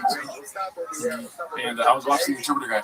And Yaitu said something about throwing the footage away. Yeah.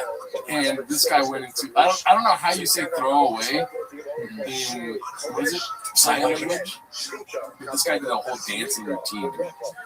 He threw it away, and then he did this, and he was like stinky.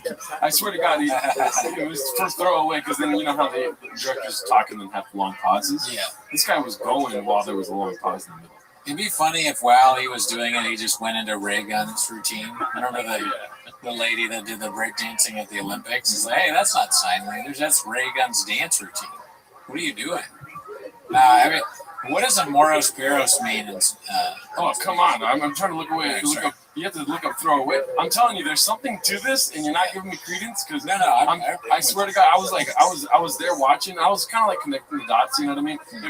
Imagine is something like this, and then you go like that. Like you took your hat off to your. That's interesting. Like you think, and then you go like that, or something like this. So, but the throw away, what I'm telling you, throw it in the garbage body language. You'll see the 13-second one. I think you might be good at language stuff, dude. By the way, I might be. Because you wanted to do Japanese. You're pretty good at Spanish. You kind of pick up on. Remember we went through the La Regadera no funciona. You got that right away. You kind of pick up on stuff, I think, when it comes to communication. Thank you so much, dude. And sign language is added to the list. Let's see. Throw away. Throw away. This is like grabbing the trash and throwing it away. Throw away. Okay, so we're like this and throw it. But I'm Throw away. added, like, It's throw some extra away, steak. lady. Now it's just, he was doing too much. Interesting. What do you remember exactly what Inaratu said? Yeah, he's like, there's millions of feet. These guys are obsessed. No. Not like Quentin Tarantino. Oh, yeah. He's saying like there's millions of feet of film for this Amores Perros. They had, I think he said 1 million square feet of film. Wow. But they only used something like 20,000 square feet of film. So a lot of that I thought was just thrown away. Yeah, and then this guy goes into this whole like, he's fucking said Kobe when he did it too. Yeah.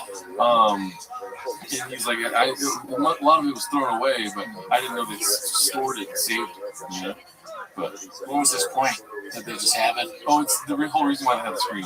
Oh, could they watch it on the story? So like the film that they had, that's what you watched it? No. So we watched the movie. Yeah. The LAC was having an installation of like the film, the extra stuff that they didn't use for the movie. Oh. Mm-hmm. Cool. That throwaway thing reminds me of this.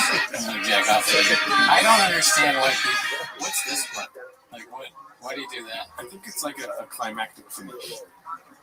I mean, it's kind of it's like insulting, right? When you, like you're throwing like your. But it wouldn't be in your. I guess if it came on your hand, then you would maybe fly off your hand. Well, maybe the hand becomes the cum. This is the cum. That's what this lady was saying. That she's like, this is the jack off moment. So right now it's your hand, but then when you do this, that's the cum. So this is jacking off and cum.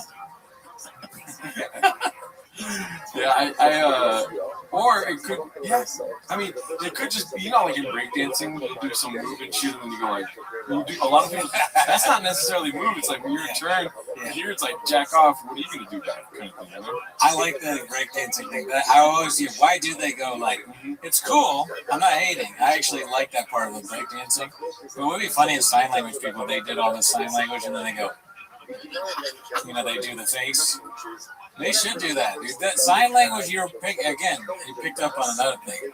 These sign language people, the interpreters, always have like a big personality. They steal the show a lot of times, right? Maybe for you, but not for me. They do take away from the show. They don't steal the show. They are. I don't know if you know this saying in theater. It's called. I think I've said it before. It's catching flies. So like while Hamlet's doing his to be or not to be thing, you're in the background like trying to catch a fly. It's like, what the hell are you doing? Oh, like can you explain it to me though? Is it literally like because you're trying to do that? It like takes away, or are people just like they want attention in their Yeah, they want attention. Catching flies is a way of getting that whole concept into it. Oh, okay. So it's like when the people on the end of it are pretending to do something, but it's like too much.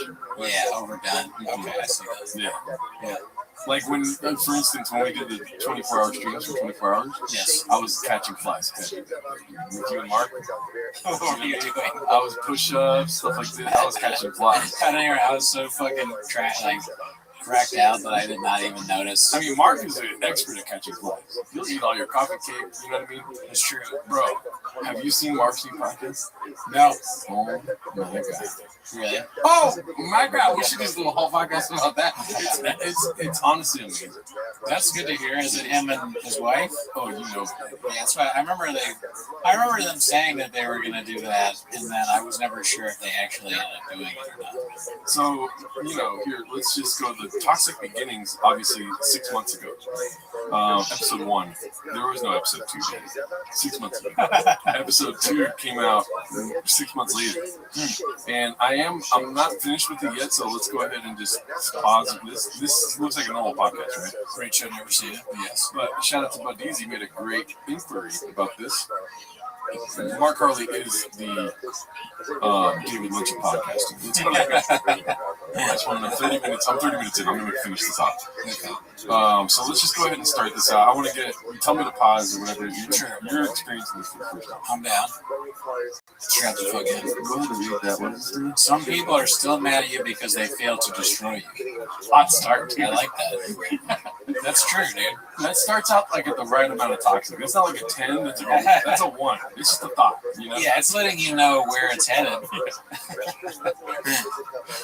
Let's see here. And then it's going to be a conversation between him and Luana. And I'm not quite sure if Luana's aware that it's recorded. You know what I mean? Really? Yeah. Dude, I like that. This is funny too. Just the Barbie text, but then behind it is a hazard thing. That's crazy. And it's dripping. Did you catch that? Yeah, dripping like. Oh, I think you can see this. Oh, like come, that would be funny. Like come. No, like don't. Maybe Mark Harley was the source of the drip. Maybe he has dripped. You guys dripped out. Allegedly, I'm not trying to get sued over this. But Luana did make this. Oh, Luana made that logo? That's how far I am in the podcast. So we're talking about her making it. You guys experienced any trauma from this relationship whatsoever? Yeah, because like, I'm sorry, ask everybody, like in actual real forms where it's like, no, what I did was disgust. No, what I did was disgust. What I did was disgust upon. Oh, I'm not talking about you fucking dudes. I'm just saying, have you done anything else to cause your trauma? Yeah, nothing Or abuse? So you have been really good. And you verbally abused me?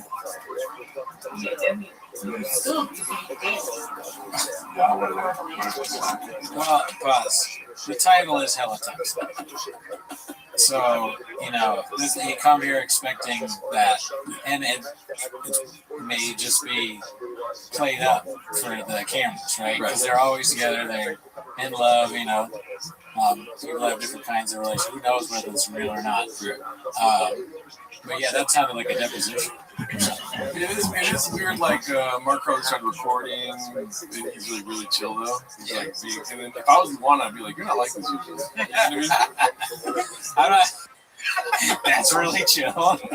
Oh, everybody, that's so funny. Stop what you're doing and set your fucking clock to whatever the fuck Riser's doing. Yo, hold on. Yo, everybody, stop what the fuck you're doing, and everybody set your clock to whatever the fuck Riser's up to, because this motherfucker thinks the sun rises and falls. He thinks the sun rises and falls to his whims.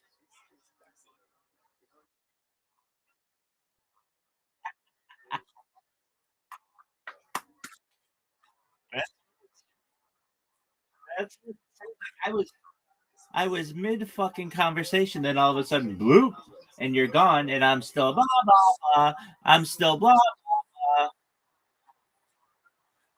blah. I imagine so. All right, son. So here's my. Oh, never. No.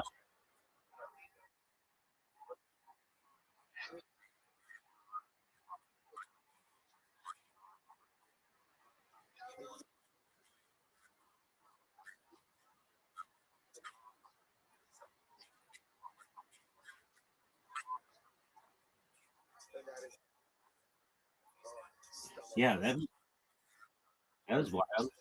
Okay, so my question to you is this: what's going on with William Montgomery? Because I mean, I know secretly, but I want to know what your opinions are.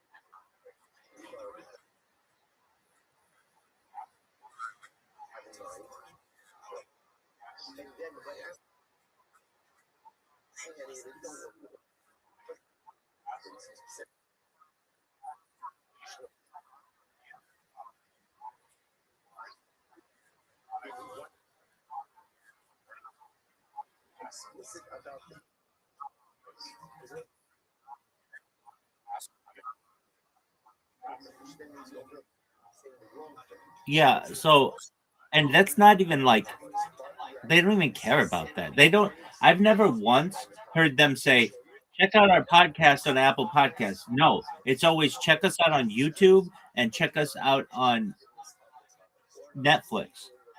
They're way too big for Apple Podcasts.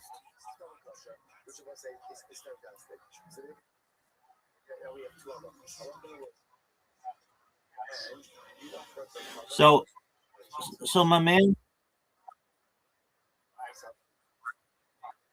yeah, I'm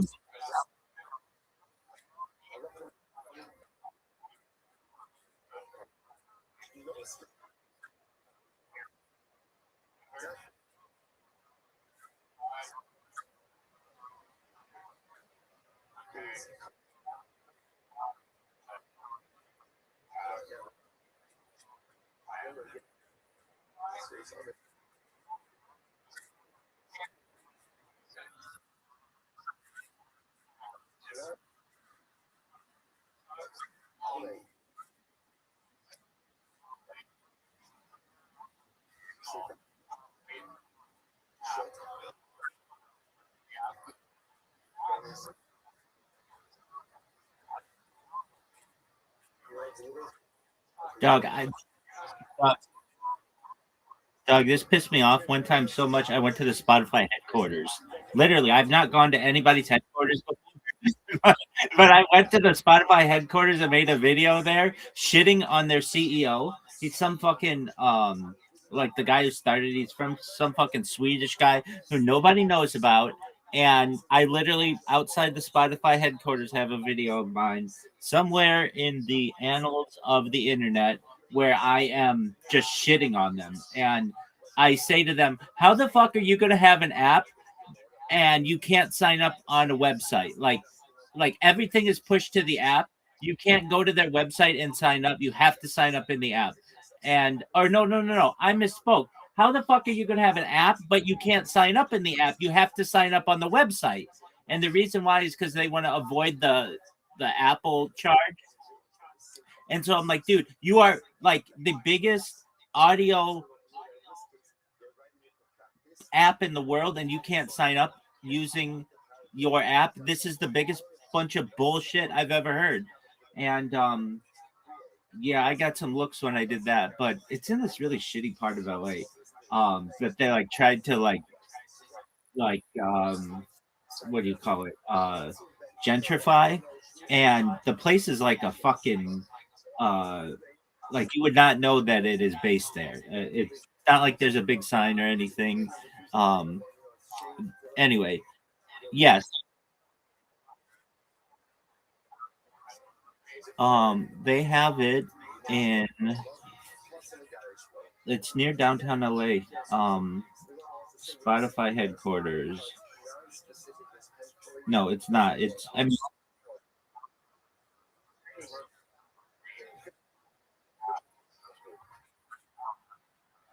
yeah, I was shitting on this guy Daniel X. So its main headquarters is in Sweden, but they have one in Los Angeles, and it is I mean it's there's like a branch of like the USC business school there as well, and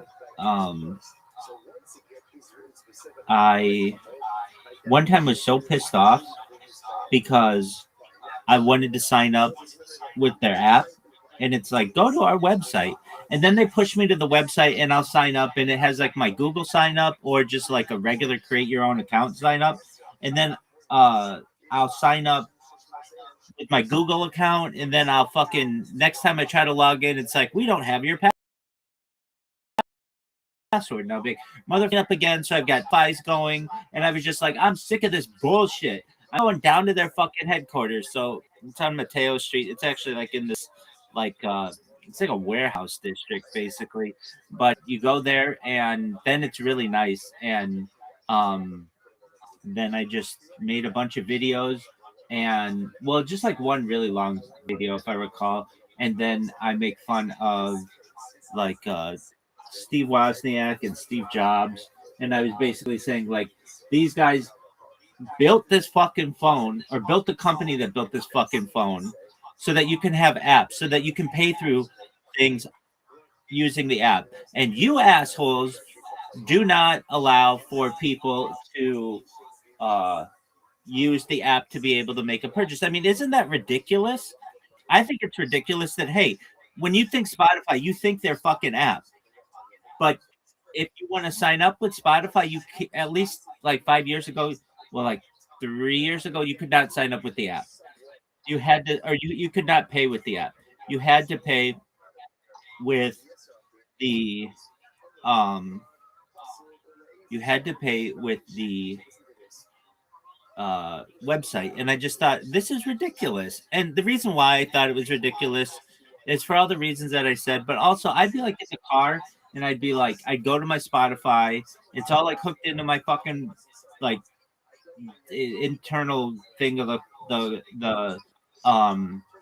the car, and then all of a sudden it's like sign into premium, and then I'll sign into premium, but it'll be like the account that I didn't use my Gmail for, and then I have to go to the website. I don't want to bitch about it anymore, but it pissed me off so fucking much that I made an entire video dedicated to Daniel Ek shitting on him. Did I do this in front of any other company? Yeah. The Rockstar Energy people, I know through a rabbinical colleague, and basically they had a type of like, I got pissed off. This isn't going to sound that important, but okay, Monster Energy and is kosher, but it doesn't have a hechsher because the ownership of it doesn't want to pay to like a certifying agency. However, they make another kind of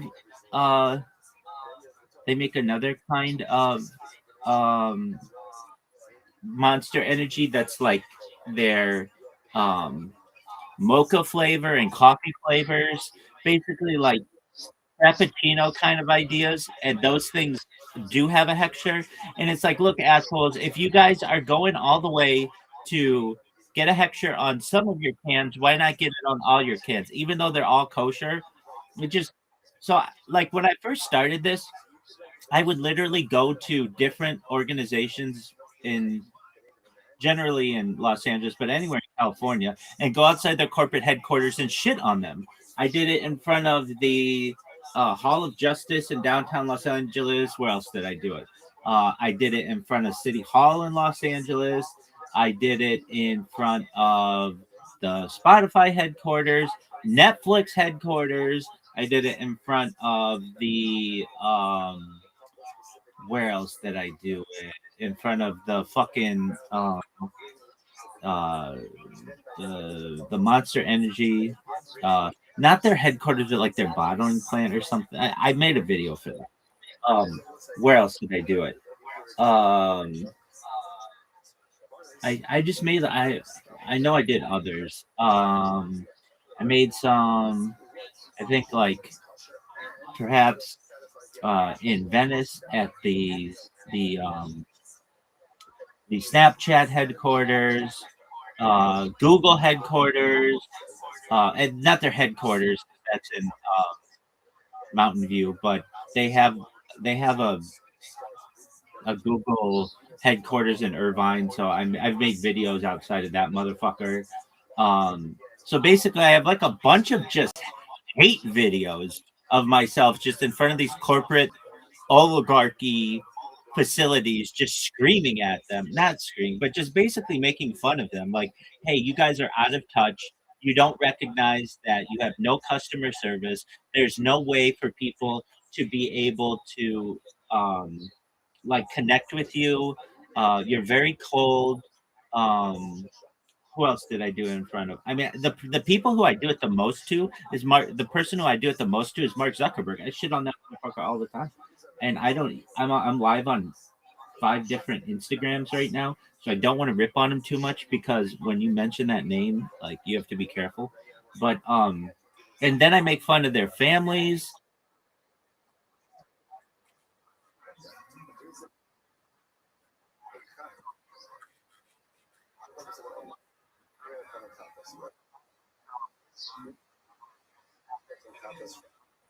Dude, this shit sucks. Went through the list of all the shit last time. Instagram he bought. Oculus he bought. Not because of him. It was already successful. It was already a $1 billion company when he bought it. He bought it for $1 billion. It was already a $1 billion company. So and there's an argument to be made that no, it's not because it's allowed. It's lost market share. TikTok has basically emerged as the upcoming platform. And I'll tell you what, I'm on TikTok right now too. I really kicked it up a notch with my bots, and we'll talk about those in a second. But how much content I'm creating. Okay. Additionally, with Zuck.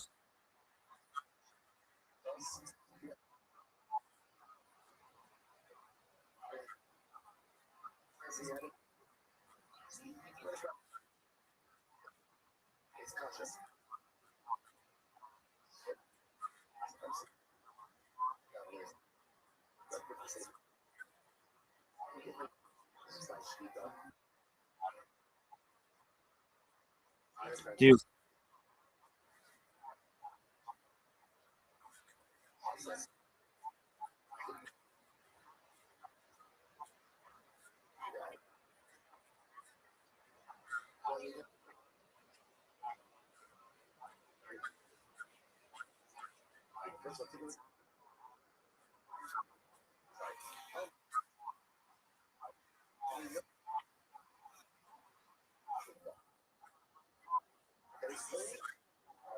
because it's Zuckerberg, and I yeah, and you know why? And you know why it's appropriate? Because he owns 61% of their stock. Okay, so no one on the board has any opportunity to make any changes. He has a majority share. So yeah,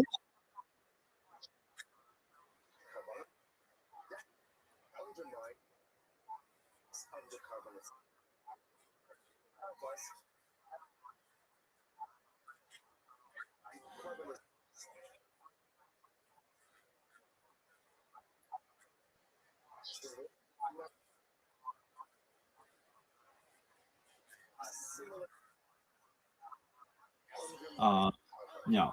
I thought Elon Musk owned all of Twitter, and or maybe I don't want to say that. Maybe it was a group buy, but he was certainly the largest um share.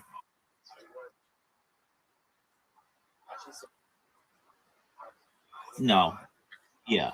Um, and Bezos, he he owns a significant amount of Amazon, but no longer what it once was. But with Zuckerberg, dude, you've got to remember Zuckerberg had these vast like plans to start his own currency, and they announced it with Goldman Sachs and Visa and like all these major corporations, and then that failed around the pandemic. Another thing that failed was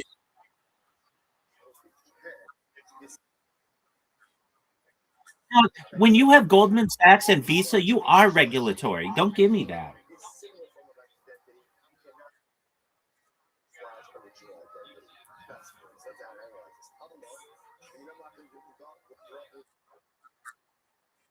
Yeah. It was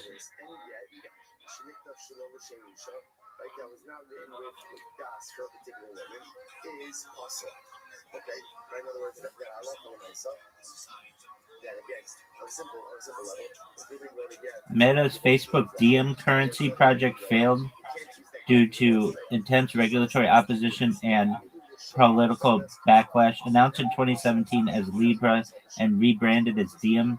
Like that's the thing. He rebrands shit so much, and it's like Dude, your company's Facebook. Well, now it's Meta. Okay.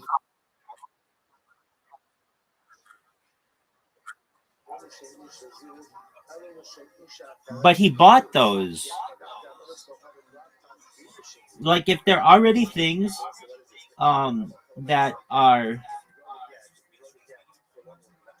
if they're already things that are successful, he doesn't because he knows it's proven.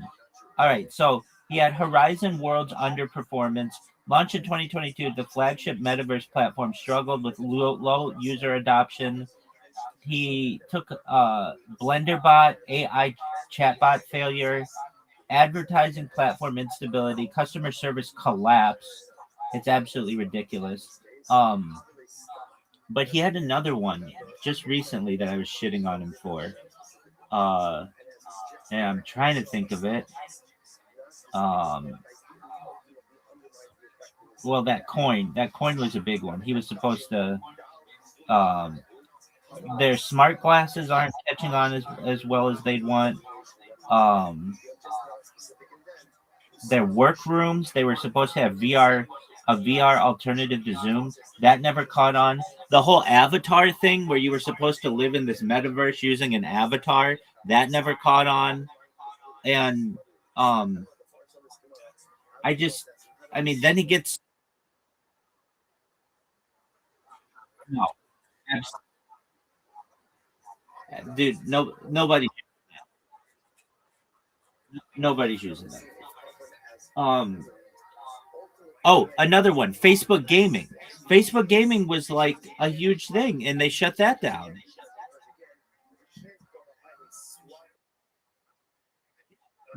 They had a gaming platform that was supposed to compete with Twitch, and they shut it down like 3 years ago.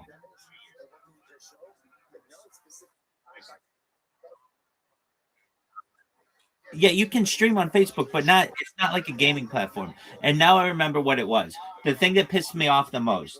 It's called it was called the Facebook Portal. And I bought one of these motherfucking things, and I used it every single day for like 3 years, and then they shut down support to it. It was basically a thing that your grandparents could buy, that they could connect with you on Facebook. It was like a little, like, imagine like an iPad that you put on the kitchen table, and you can call your grandkids and like have an open call.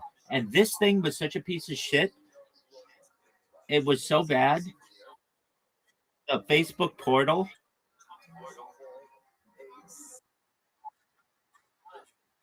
Yeah, it was like a couple $100, something like that. And it was like a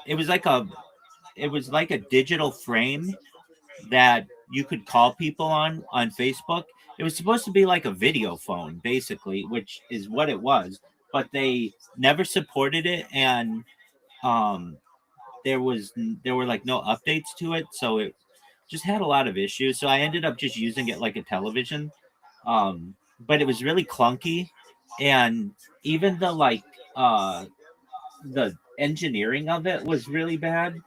Look, I'm just telling you, like, I've used a lot of his products, and I don't ever get that excited because 2 or 3 years later, they're gonna stop supporting them, and then they're just gonna fail. Um, so that's why I wouldn't put too much into it. Now, the Instagram filters, that used to be a big thing, which was ridiculous to me that Instagram, the company, did not put filters out. It was like they expected that to be crowdsourced. And it's like, dude, you're a huge company. Shouldn't you have like some of it like, hey, you can be a monkey, you can be a dog, whatever you want to be? But no, that stuff was like left up to individual creators. And then that's just that shut down. Look, I'm not going to get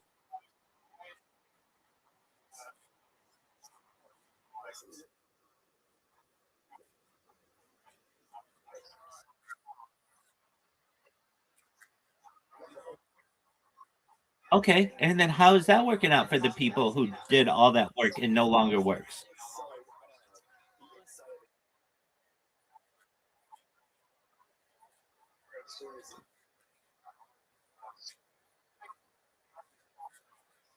Yeah, but they're so random. They're not like, if you go to Snapchat, Snapchat has if you use the Snapchat uh, application on a computer, it has like its own camera. It's called the Snapchat camera.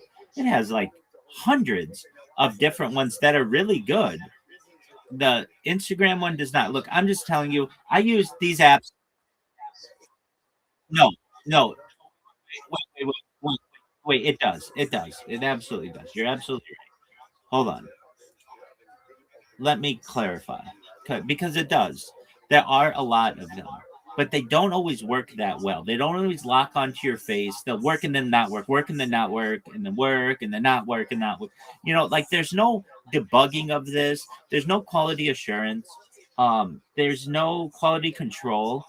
I can tell you that I use Instagram literally more than anyone on earth. I'm literally live on 5 Instagrams right now. Nobody else is doing that. So when I tell you, like, I know their app as an app developer as well, if not better than their own company does, I can just tell you all the loopholes that they have in this thing.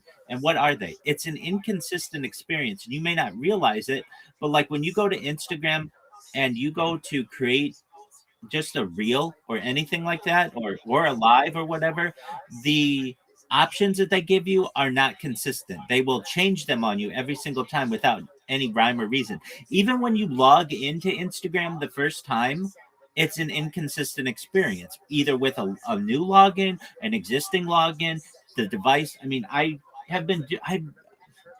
don't mean to be like, dude, trust me, bro. But I'm just saying, like, depending on what pop up you're gonna get, uh, it's inconsistent. Sometimes you have to scroll through things. Sometimes you like have a thing that says, "Hey, select 5 people," and then or select your interests. Like, but sometimes it doesn't. And I've done this a lot. Okay, on top of that, if you create an Instagram account right now, I know you have one, but if you create one, there's about a 95% chance it will get banned today. And that's not Rabbi saying this. This is Reddit saying this. There's an entire subreddit that says it's called Instagram disabled me. And it's like Reddit /Instagram disabled or Instagram disabled, something like that.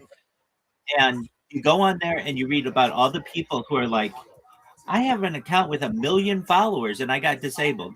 And there's no customer service. And on top of that, and this is a really big thing for me about people with disabilities. If you have disabilities and you want to appeal your ban, it's basically impossible.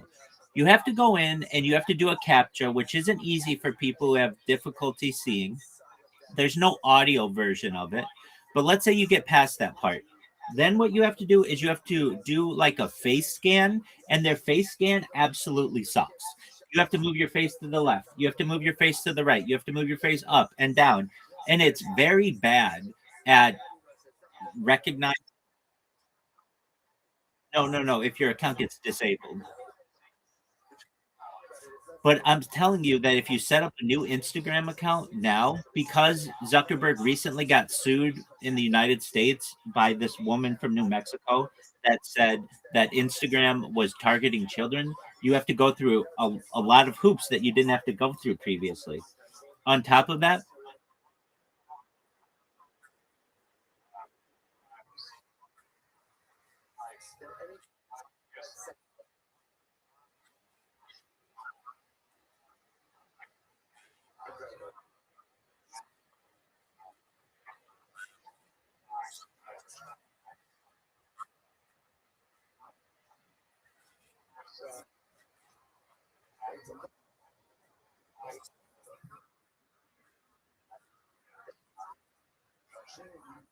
yeah, okay, I know those people. No, these are legitimate people who have one account, who created an account when they were a young person and basically are suing Mark Zuckerberg now. They sued Zuckerberg. I think they sued okay, Meta, they sued Alphabet, Google, they sued TikTok, I think, and Snapchat and one other, and TikTok, Snapchat, and the other one all settled with her. And so there are still 2 open ones, I believe, and it's like Google and Meta and or Alphabet and Meta. And Zuckerberg was just in court in downtown Los Angeles like a week ago. People were shitting on him as he's walking in because he wouldn't answer anybody's questions, and he basically says, "No, we don't promote to children or whatever." But in my opinion, that's it's arguable whether they do or not. And he's like, "We're putting in safeguards," and one of those safeguards is banning all new accounts, basically. And so what you have to do a CAPTCHA, then you have to do your password, then you have to do a telephone number, then you have to do this face thing where motherfucker, this is if you get the you're fine. I'm saying if you make a new account, there's a 95% chance that you will get deactivated. And if you get deactivated, you have to do a CAPTCHA. You have to do a telephone number. You have to do your password. You have to do a face scan. Now, on some of their devices, you have to do a face scan. Other devices, they will accept a selfie, but then that acceptance doesn't always work, nor does the face scan. So sometimes you have to have a different device. And I'm telling you, I have 33 different devices, and sometimes I have to use different devices to get the thing to go through. Then on top of that, you have to send your ID. This is for a deactivated account that you just created a day ago. And then they say 48 hours, and they just have AI scan it all and put it in a database and then reject you. And look, I'm not the only person. This is an entire subreddit that is complaining about this. And they say the only alternative is just to uninstall the app, and that's not how social media should work. There are theories out there that many social media companies don't want new users. They have as many as they need, and they don't want troublemakers. And so they, like Reddit in particular, is a big one on this. They have all the people that they need to be able to crowdsource. Nobody's a bigger forum marketplace or forum central hub than Reddit. In fact, I can't even name like an alternative anymore. I used to be able to name like dozens of alternatives to Reddit. Yeah, but they shut them all down purposefully so that they don't have to check a bunch of different forms. They just have to check one. When I say they, I literally mean the clandestine organizations of the world. And that's in their documents. And like you look at who runs Reddit. Ghislaine Maxwell was the first person to reach a million karma. She was a super user on the website. She was a moderator in World News. She helped to depict what was going to be seen by everyone on Earth. The central hub, and on top of that, I saw a statistic, not her account, which hasn't been used since she's been put in jail. But another account, there's another super user that nobody knows who this person is. But of the top 500 subreddits, they are a moderator in 1/5 of them. That's a huge amount. That's 100 subreddits. And that means they get a huge amount to dictate over the world. Look, another thing, I mean, and I hate to say this, but Wikipedia is another one. How many Wikipedia editors do you know?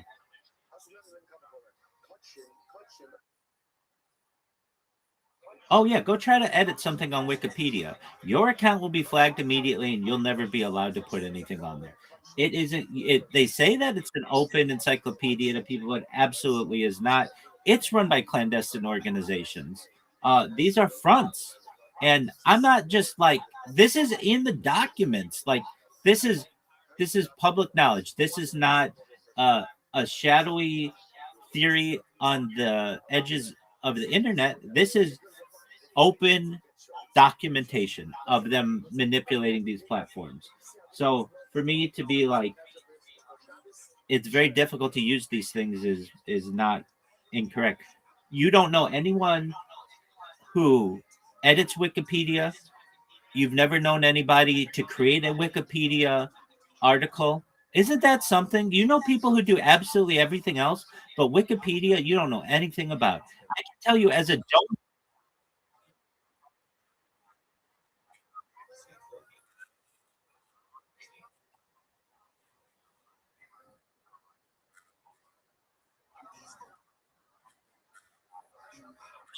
Wait, wait, I understand that, and that doesn't mean that those edits stayed. That's the key.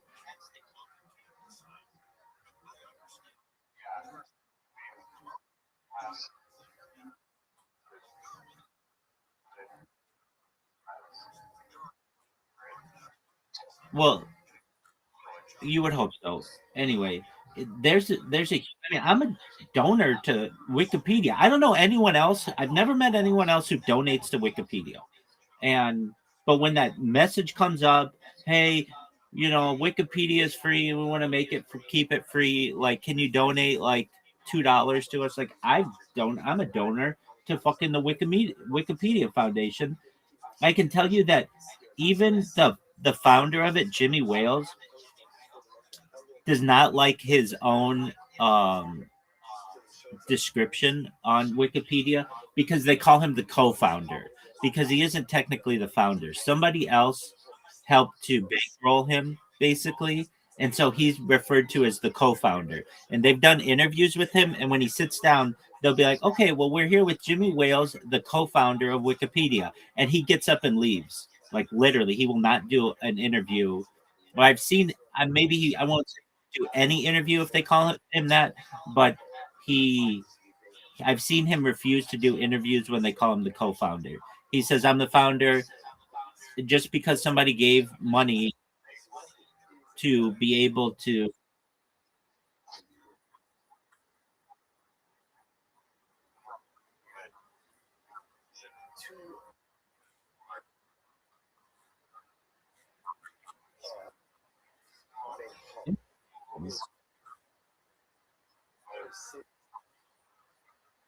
advertising.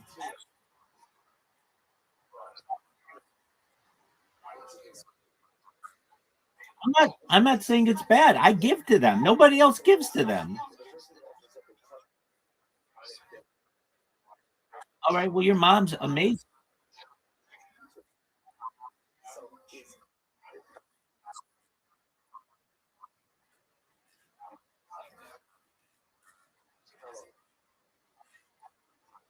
I think it is. I just think that more competition's better, especially in terms of encyclopedia. Anyway, um, I I basically with Instagram find it to be okay. So here's one. Here's a hilarious thing. Instagram changed its settings to be able to go live. You have to have at least 1,000 followers, like TikTok, and that basically derailed me because it caused me to not be able to live stream on a bunch of my different accounts. However, I found that if you use an old version of the Instagram app, it does, which is incredibly freeing. That's why I'm live on so many different Instagrams right now. Um, but like, that's just bad program.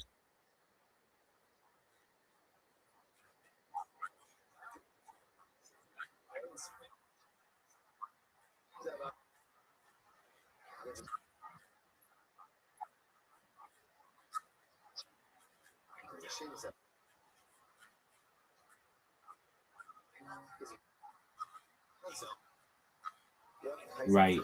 Um, well, I can tell you as an app developer, when we first launched our app, it was just like you wanted to get the app out there, but you didn't recognize that there could be security flaws, um, and just like old features that you don't want people to use. So then you force them to update, and you don't let them use the app at all if they don't update. But there's like this happy medium of the Instagram app that if it's super old, they force you to update. If it's super new, you don't get the features that you want. But right in the middle, this like Goldilocks zone of like they're I mean, like I can even tell you, it's version 300 of the Instagram app, APK on Android. It does not, but also like anywhere between 274 and 300 is like a good version. They're on 424 right now, something like that, and that locks you out. And I mean, you can shut off your Android device automatic updates. You can shut off data like restrictions, and even still, your app will uh, automatically log in. Pardon me, will automatically update. So anyway, um, but when I get Instagram going, it's a really nice platform for archiving my footage. I I've got to say I love it because I can create a bot on it and I can fall asleep and I never have to restart this thing. It just goes 24/7. I might have to restart it once a week or something like that, but for someone who is used to restarting YouTube streams every 12 hours for the last 4 years, it's incredibly freeing. Um okay, so we've got the Instagram thing. So I was doing this thing that I think you saw where I was just creating huge amounts of content on Instagram. It would just take like a 90-second song and just play my life over it, and I'd make my own like music video of just whatever I was doing.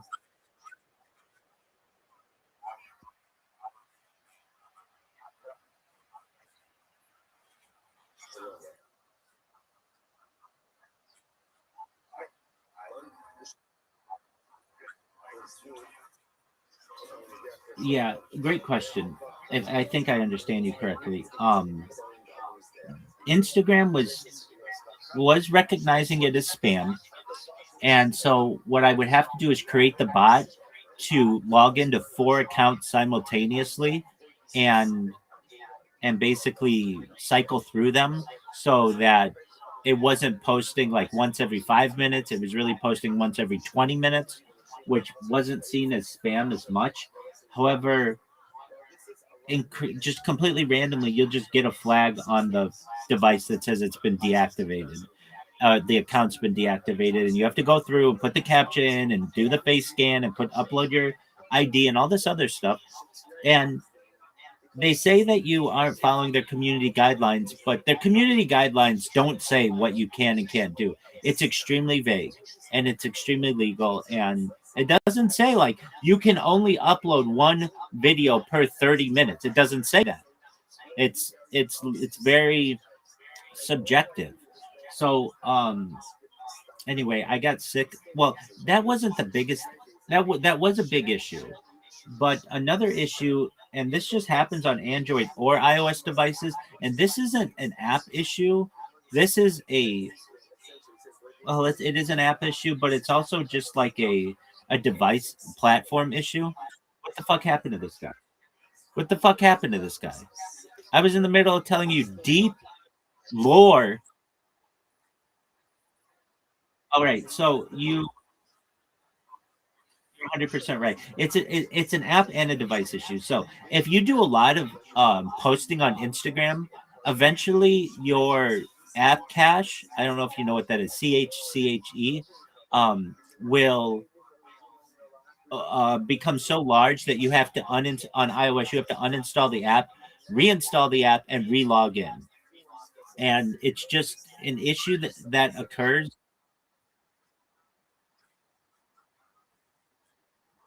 The data that the app is using. And this happens on Android or iOS. It doesn't matter if you have a brand new phone or an old phone. It is just something that happens. They don't allow the clearing of cache. iOS doesn't have the option, Android does, but iOS, you just have to literally uninstall the app. So what am I saying? I'm saying, let's say you have an iOS device with, I don't know, 64 gigabytes on it, let's say free. If you keep creating content, eventually the cache will never get cleaned out of the Instagram app, and you will have to clear it, uninstall, and reinstall. Now, for people who use the app regularly, that means they're only going to have to uninstall it maybe once a year or something like that. I mean, maybe not even that often, but it's incredibly inconvenient. But for someone who's creating a lot of content every single day, you have to clear it like once every 6 or 8 hours. It's a lot, and that causes an issue because once you clear it, you have to re-log in, and when you're creating a bot, that complicates things because every time you log in, it basically like triggers the security of Meta to like be like, is this a legitimate login?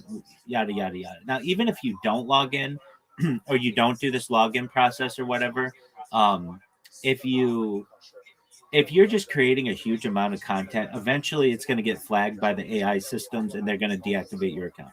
All right, so I was able to create like thousands, I wouldn't say tens of thousands, but thousands of videos over the course of the last like few weeks on Instagram of just popular songs with a video of mine. But I was running into the issue where they would deactivate my account randomly. And fortunately, it didn't happen for any of my big accounts. Like I created accounts for this purpose generally. But I figured, okay, well, I'm going to just try to do the same thing on TikTok. And TikTok has basically the same options, but they aren't as strict at the banning of your account as Instagram is, and at least not yet, fortunately. So basically, I created a bot that I don't have to touch, fortunately, and just every 5 minutes, it just uploads a video of my whatever I'm doing with a popular song on it, and it's really cool. And I am finding that the that hey, what's going on, Kelly? I'm in the middle of a conversation, big dog. It's it's becoming more convenient to do it on TikTok than it is on Instagram.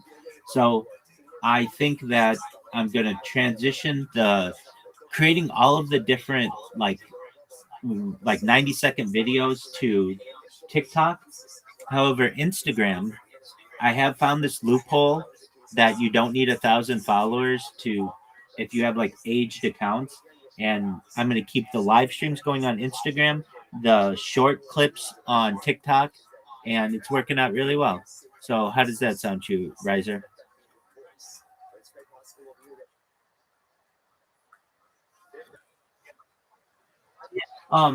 So they do, but they don't shut down your whole account. They'll just say you're posting too rapidly. Please slow down. And exactly. And so all I have to do is turn a timer on. So instead of uploading every 5 minutes, it's just every 8 minutes, and then it gets around.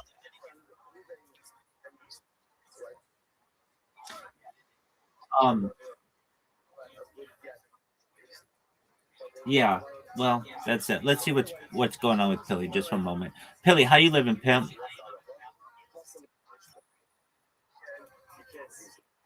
Pilly, how can I help you? I'm well, my friend. Thankfully, how are you?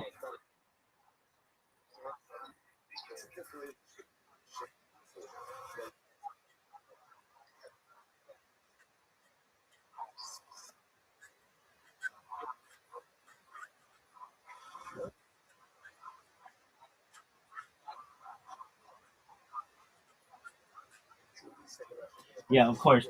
Um, okay, what's happening with your account?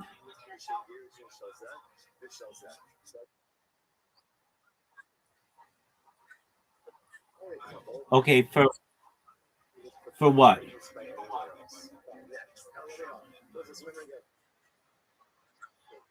You don't have to send a screenshot. Just tell me the names of the apps. You don't have to send a screenshot. Just tell me the names of the apps.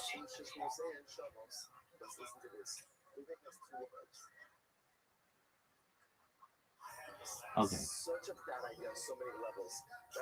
Anyway, I think he said that, but I wanted him to repeat it. And I understand. Though I've used Fiverr with people in Nigeria before. They did a really good job for me. And I don't understand why they would shut down his account.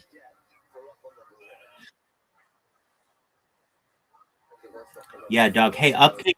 I'm Upcake. There's already a company called Upcake Digital, which is Upcake Digital is that might be conflicting. They don't do the same thing. They're just like a digital marketing company, but um I did want to make you aware of that. You came up with some good. Yeah, I still think you could use it though, but you came up with some good names, so I'm not.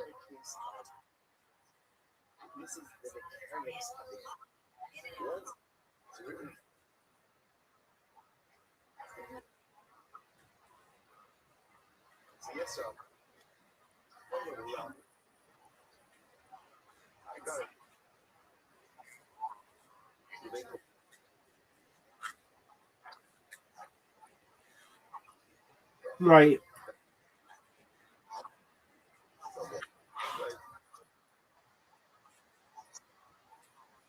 No.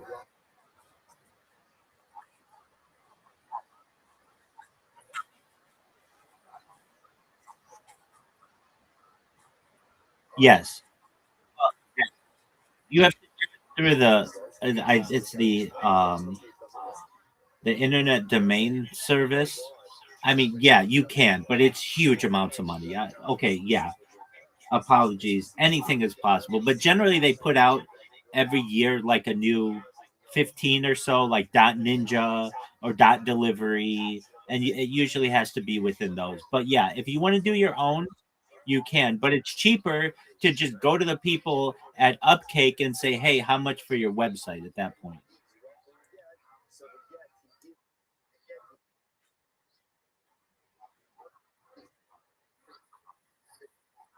Yeah, it's still not as trusted though. Even if you did up.cake, you'd rather have upcake.com. It's just more mainstream.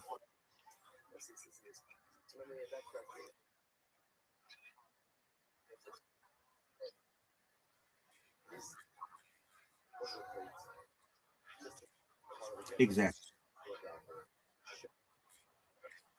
I have said this before. I don't take any .net seriously. And there's this one, I forget what it is. It's a huge banking company that I remember I was in a we were considering, but it was like .net, and it's like, dude, you have tens of billions of dollars invested in this. Why the fuck are you still at .net? And I remember just being like, I just don't think that that's like. I was never a fan. I had people who were like trying to convince me, like it's cheaper, it's a better way to go. And they were right, but it's the fact that it was a .net that I just very um, um I was not attracted to it. And yeah, exactly. And that they couldn't exactly. And the fact that they couldn't recognize that they haven't advanced, I always thought was interesting.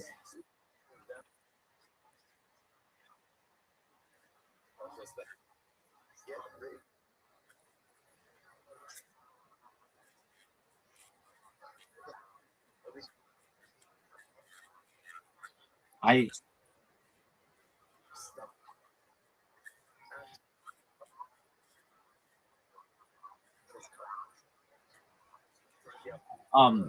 and interesting. No. I interrupt. You go ahead. You got marketing.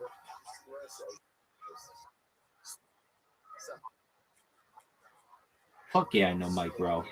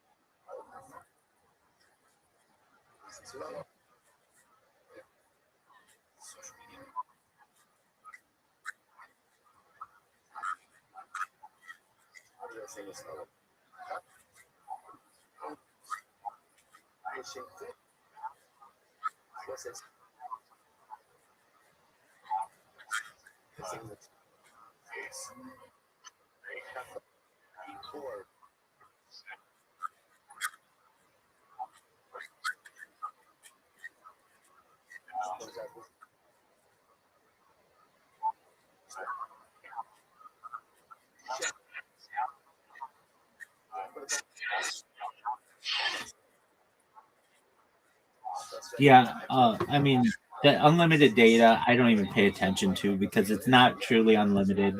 If you read their terms and conditions, all gets throttled. I've been throttled with AT&T, with Verizon, with uh,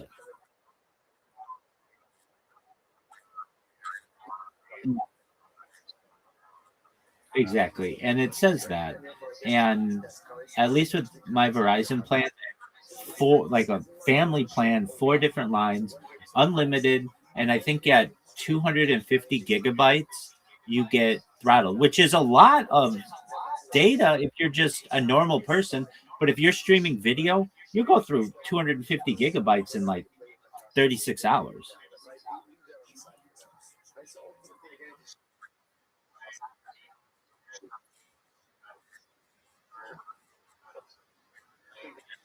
Yeah, I think it's because it's wired, usually with optic cable, so um, it's not as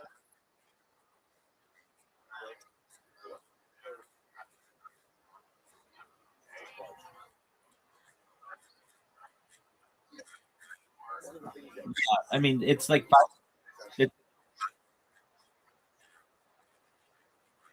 it's it's fiber optic cable that gets to your house, and then your router just is the last, 100 feet of it.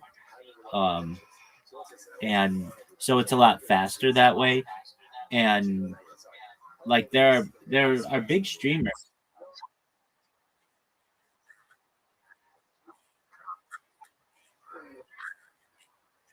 Exactly.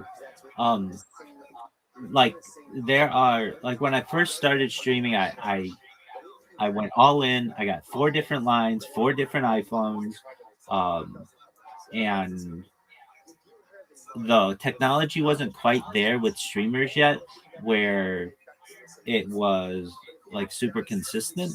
Um, but there are like these patches of LA that like the city basically has some areas that are like parks, and you don't get very good cell phone reception there, and they're just like dead zones. Like even in like where you have the tower, you have to switch from one tower to another tower, and I never found it to be extremely consistent.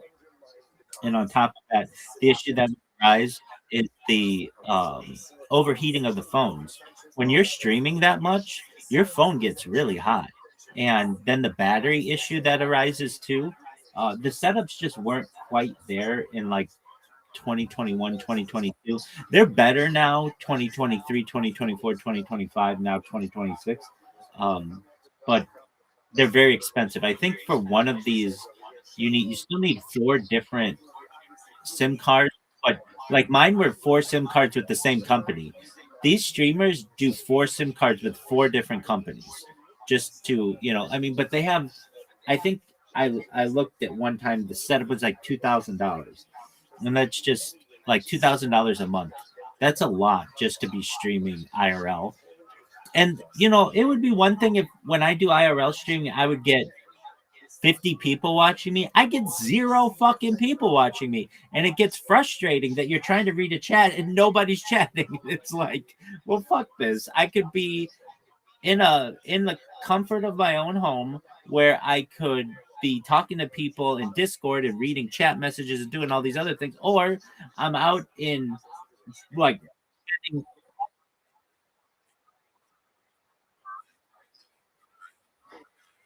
yeah, I mean that could happen. I've done green screens before or just overlays. It's it's a thing where it's like yeah, it's you just need people to watch you. That's the big thing. And if you don't have people watching you, nobody cares. Um Okay, so back to dude, because they rely on advertisers, and those advertisers are anti self promotion. Basically, the advertisers say to Reddit, "Look, guys, you guys are running this website, and we're supporting it, and we're paying money to get our promotions out there. If you allow people to do self promotions, then you undermine the value of the advertising. So they don't like people to do self promotion. Does that make sense?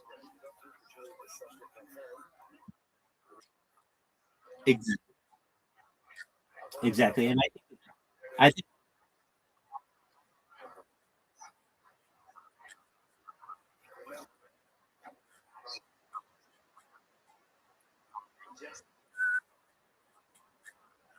yeah, so that's what people do. But even in the comments, people are like, will be like, this sounds like an advertisement, or someone will be like, hey, did you see this new invention for like I don't know, um, painting?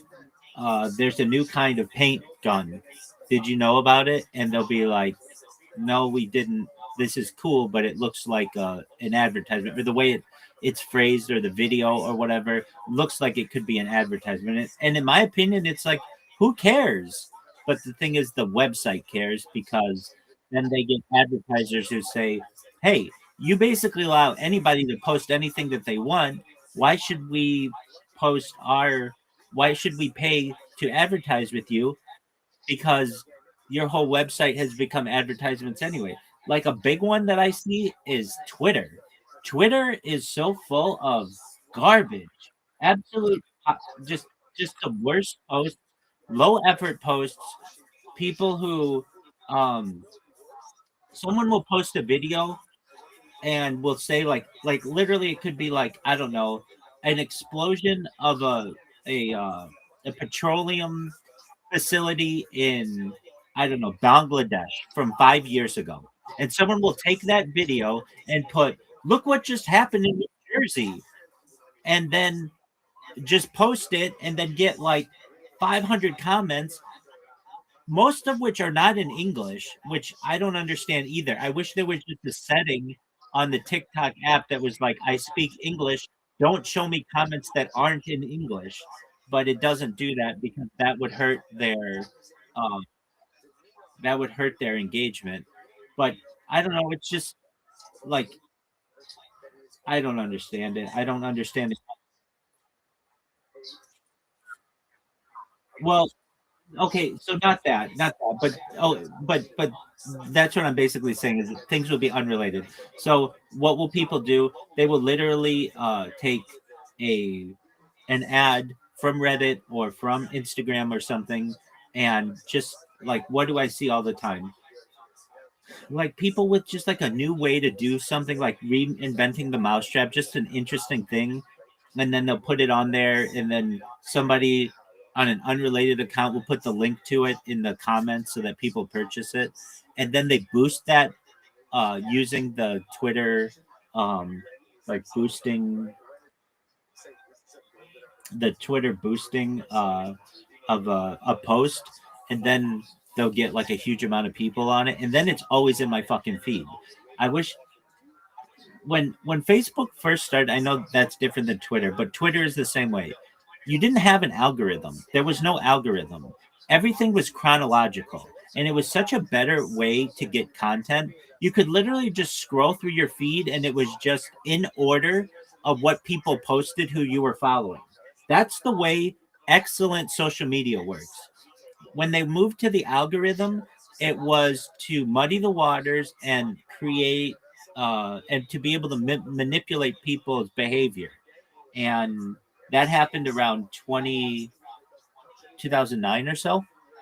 But back in the day, from 2005 to 2009, Twitter, when you are Twitter is the same way, but Facebook, when you went to it, if you posted 10 minutes ago, I could go back in my timeline and see 10 minutes ago that you posted, and that's what it would be. And that's a great way to do social media. But then they can't put garbage. But and there's no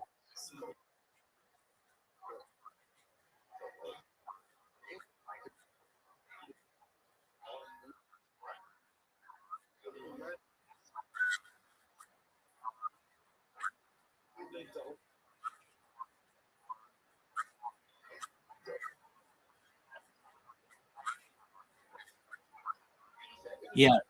So what's going on, Pilly?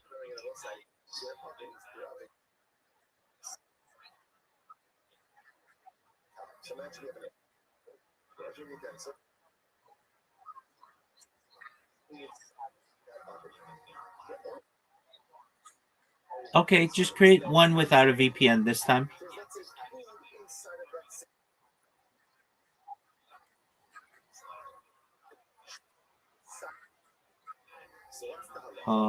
Okay. Did you stop?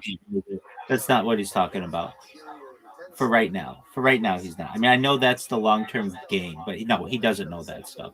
Pilly, did you create your 30 different social media accounts? Okay. Okay, you linked them with your link tree.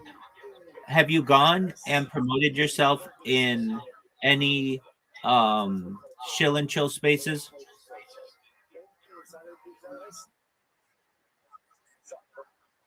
Yes, you do. Yes, you do. Pilly, go to spacesdashboard.com. spacesdashboard.com.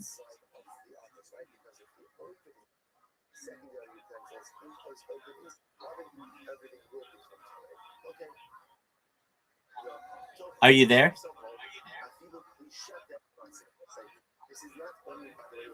Pilly, go to spacesdashboard.com. Are you there?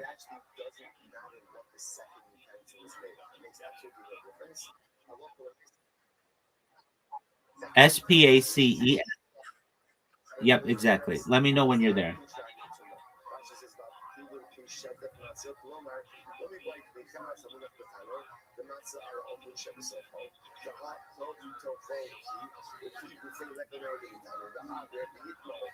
SPACESDASHBOARD.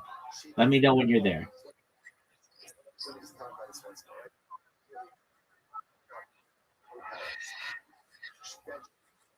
Okay.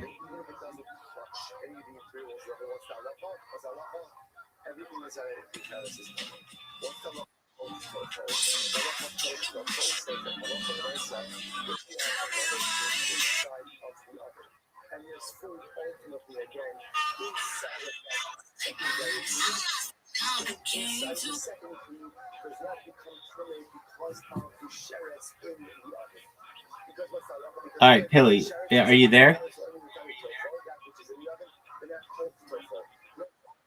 Did you go to the web? Did the website open?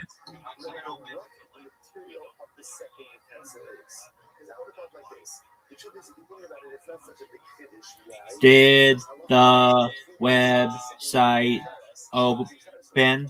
Did the website open?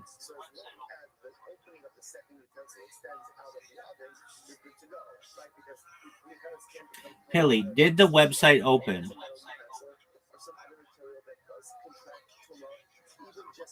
All right, Pilly, you got to connect with me when you've got better connection or something because I've got to be able to talk to you. So, Pilly, when you've got better, okay, you can hear me now. Pilly, did the website open?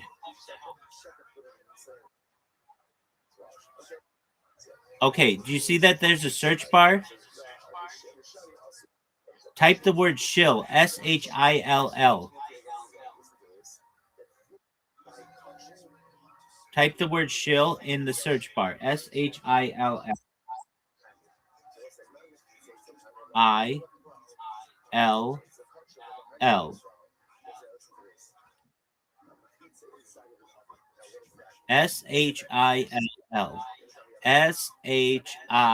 SHILL.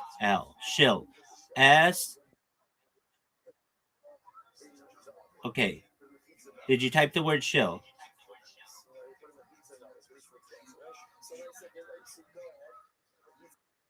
Okay, do you see that there are some chill and chills that are open right now? So go to those, and you say, "Hi, everybody. My name is Pilly. I'm a Web3 marketer. I would love to be a community manager for you. Please take a look at my link tree. You will see that I have a variety of social media on which to promote your project. You should know that I can help you to get more DMs, more people who are interested in your project, more impressions to your project, more people buying your NFT or your cryptocurrency. I'd love to be able to help you to build and grow your community. If you're looking for excellent teammates and leaders to be able to make your project successful, please send me a DM." And you do that, you say that in every single chill and chill space that arises on that website, and you do it for the next month, and you will be a community manager somewhere. Is that, and that's what you want, right? Excellent. Now, you're welcome. You're welcome. Now, what I want you to do is come back tomorrow or the next day. Tell me how it's gone. And when I'm not here with someone, I will help you, and I'll even write that out for you. And all you have to do is read it in there. Okay.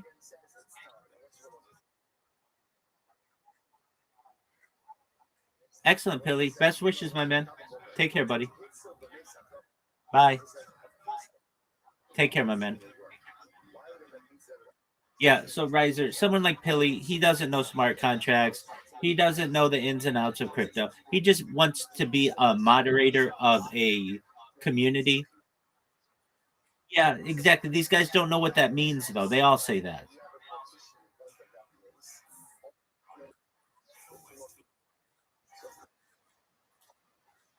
They they don't though. They don't.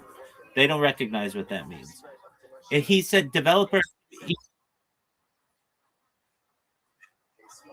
Well, he said community manager and developer. Yeah, there's a giant difference, but they don't know the difference.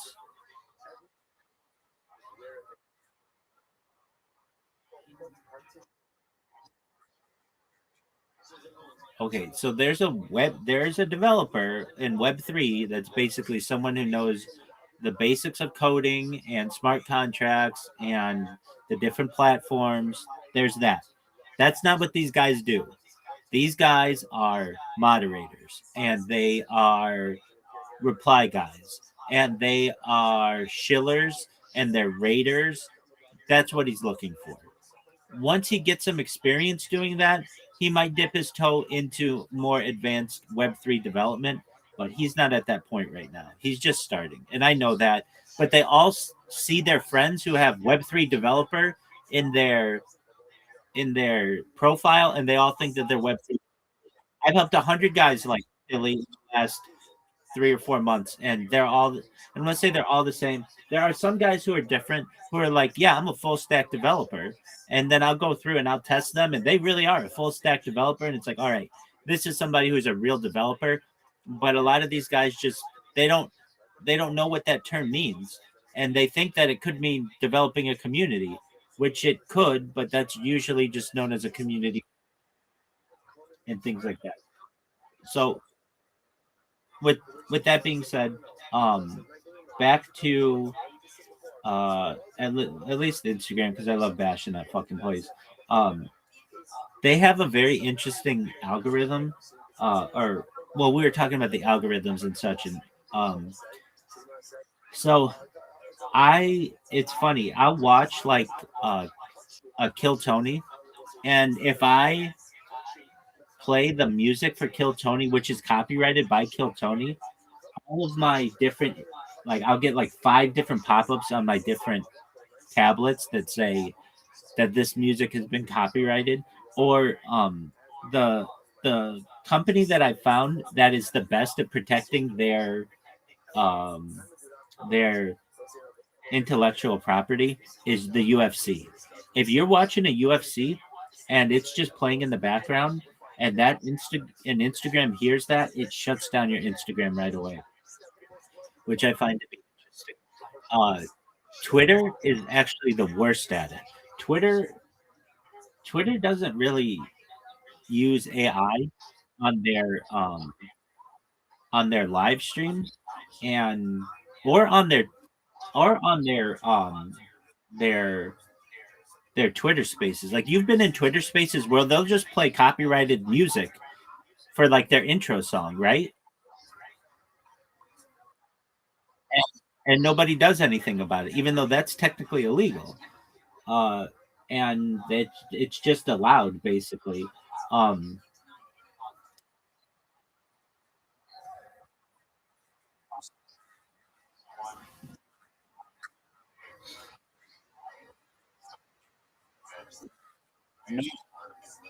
no, no, you're not allowed to. No, you're not allowed to do that. You're not allowed to just play it in a Skype call. You're not allowed to play it in a Discord call. It's considered an unauthorized rebroadcast or unauthorized usage of the intellectual property. Basically, whoever owns that license, like Warner Brothers or um, Universal or whatever company owns it, they're the ones who should be getting some type of um, payment for that, and that's how it's gone for the last like 65 years or so. Um,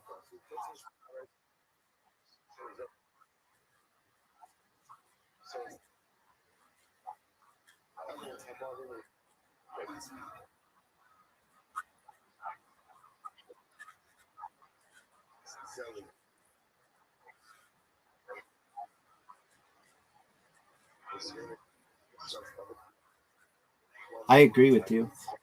And then it does get bizarre when you get into, well, this song, does it sound enough like another song?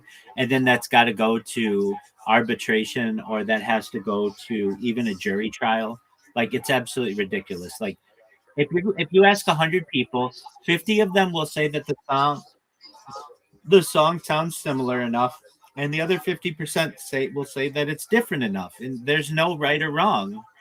But yet, if you have enough money to pursue a case and you do it long enough, you'll make money on it. The most recent one that I recall that was pretty impactful was the song Blurred Lines by Robin Thicke, which he allegedly sampled from a Marvin Gaye song, Got to Give It Up. And because the Marvin Gaye estate had enough money to be able to pursue it in court, they did. But for someone like, I mean, this has just been kind of a rumor about someone like Jay-Z or somebody. He'll find a smaller artist. He'll sample their song, and then just throw them a little bit of money and then have this song absolutely blow up. And then he makes all the profits on it, and he basically says like, "I already paid you," and um, whether that's right or not, that's for other people to decide. But um, another person who does this, I think, is Drake.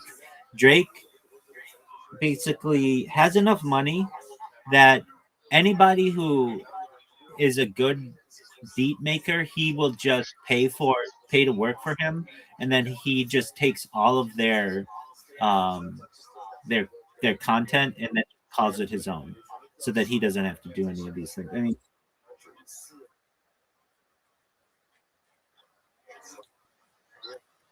yeah, exactly. That's um, but there are some people.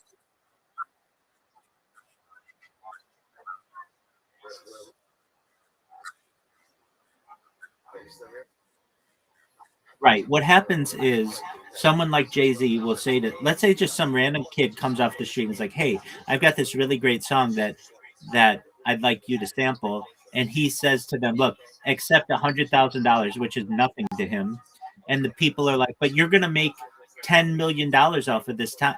Why don't we go 50-50?" And then Jay Z says, "Or I could just take it, and you don't have the money, and no lawyer's going to take your case because you don't have any money. It's not a guaranteed win, and I'm just going to take it anyway. So you better just take the $100,000 and be happy."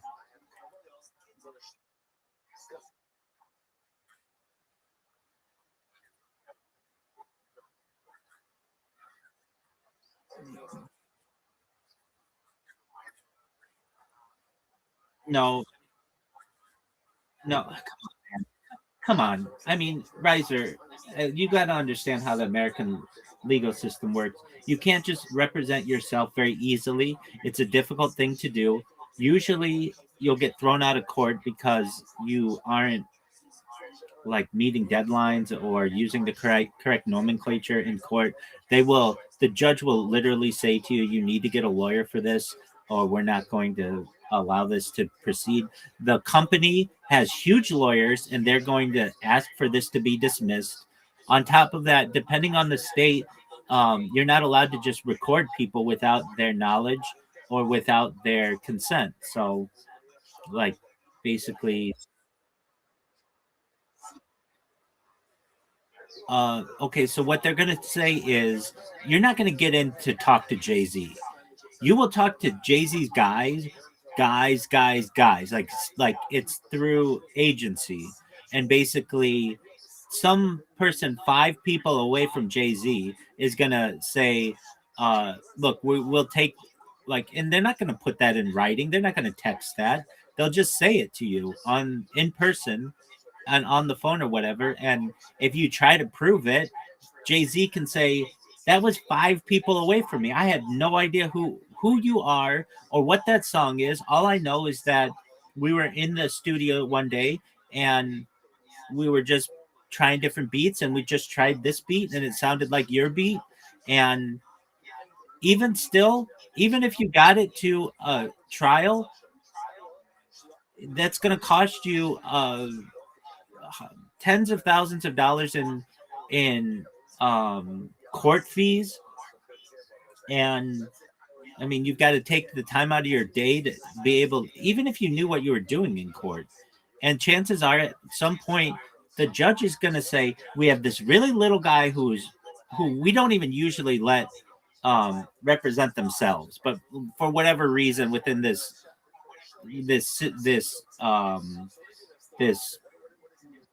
story, within this simulation that we've created up, we're going to let him do it." And I need to get reelected next year. Why should I go against Jay-Z, who will have a lot of votes for me if I rule in his favor versus this one little guy? I understand that it's, you know, the I'm supposed to be impartial, but I've got to get reelected. And judges in the United States, at the end of the day, have to get reelected generally.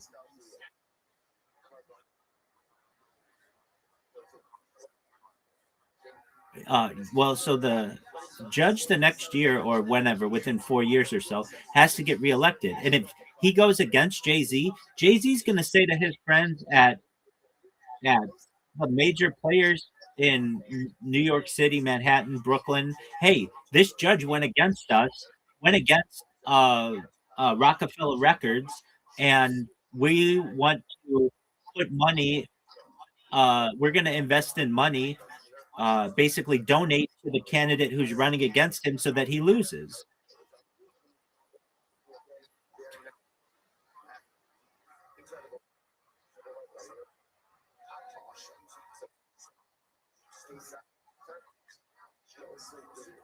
Yeah, I mean, it's corrupt. What do you want me to do about it?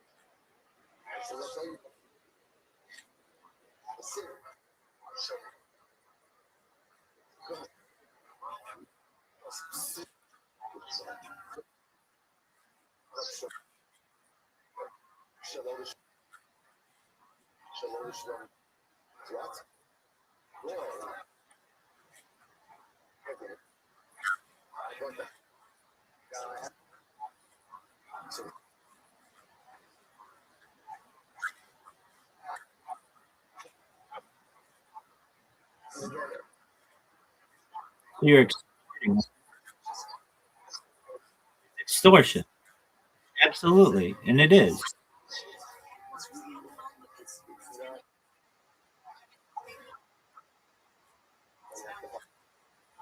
How isn't it extortion? If you don't do this, I will ruin your name.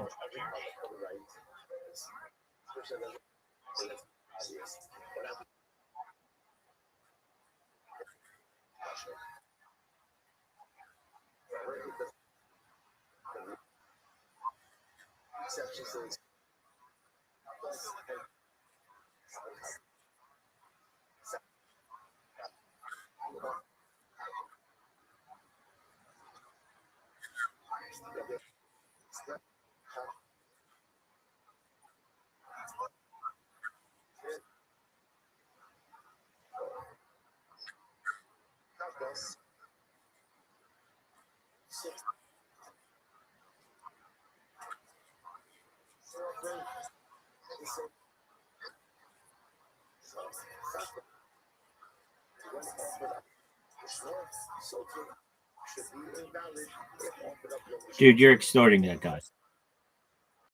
That's like, before you even said it, I said,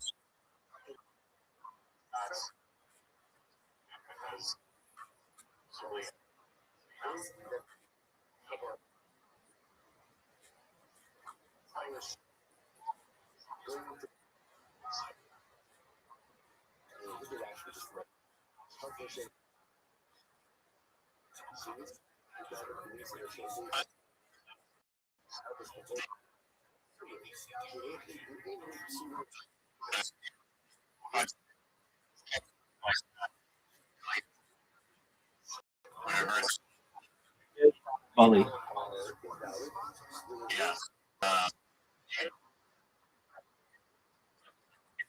Yeah, I have to restart my device. Maybe not the whole device, but just the web page. Go ahead.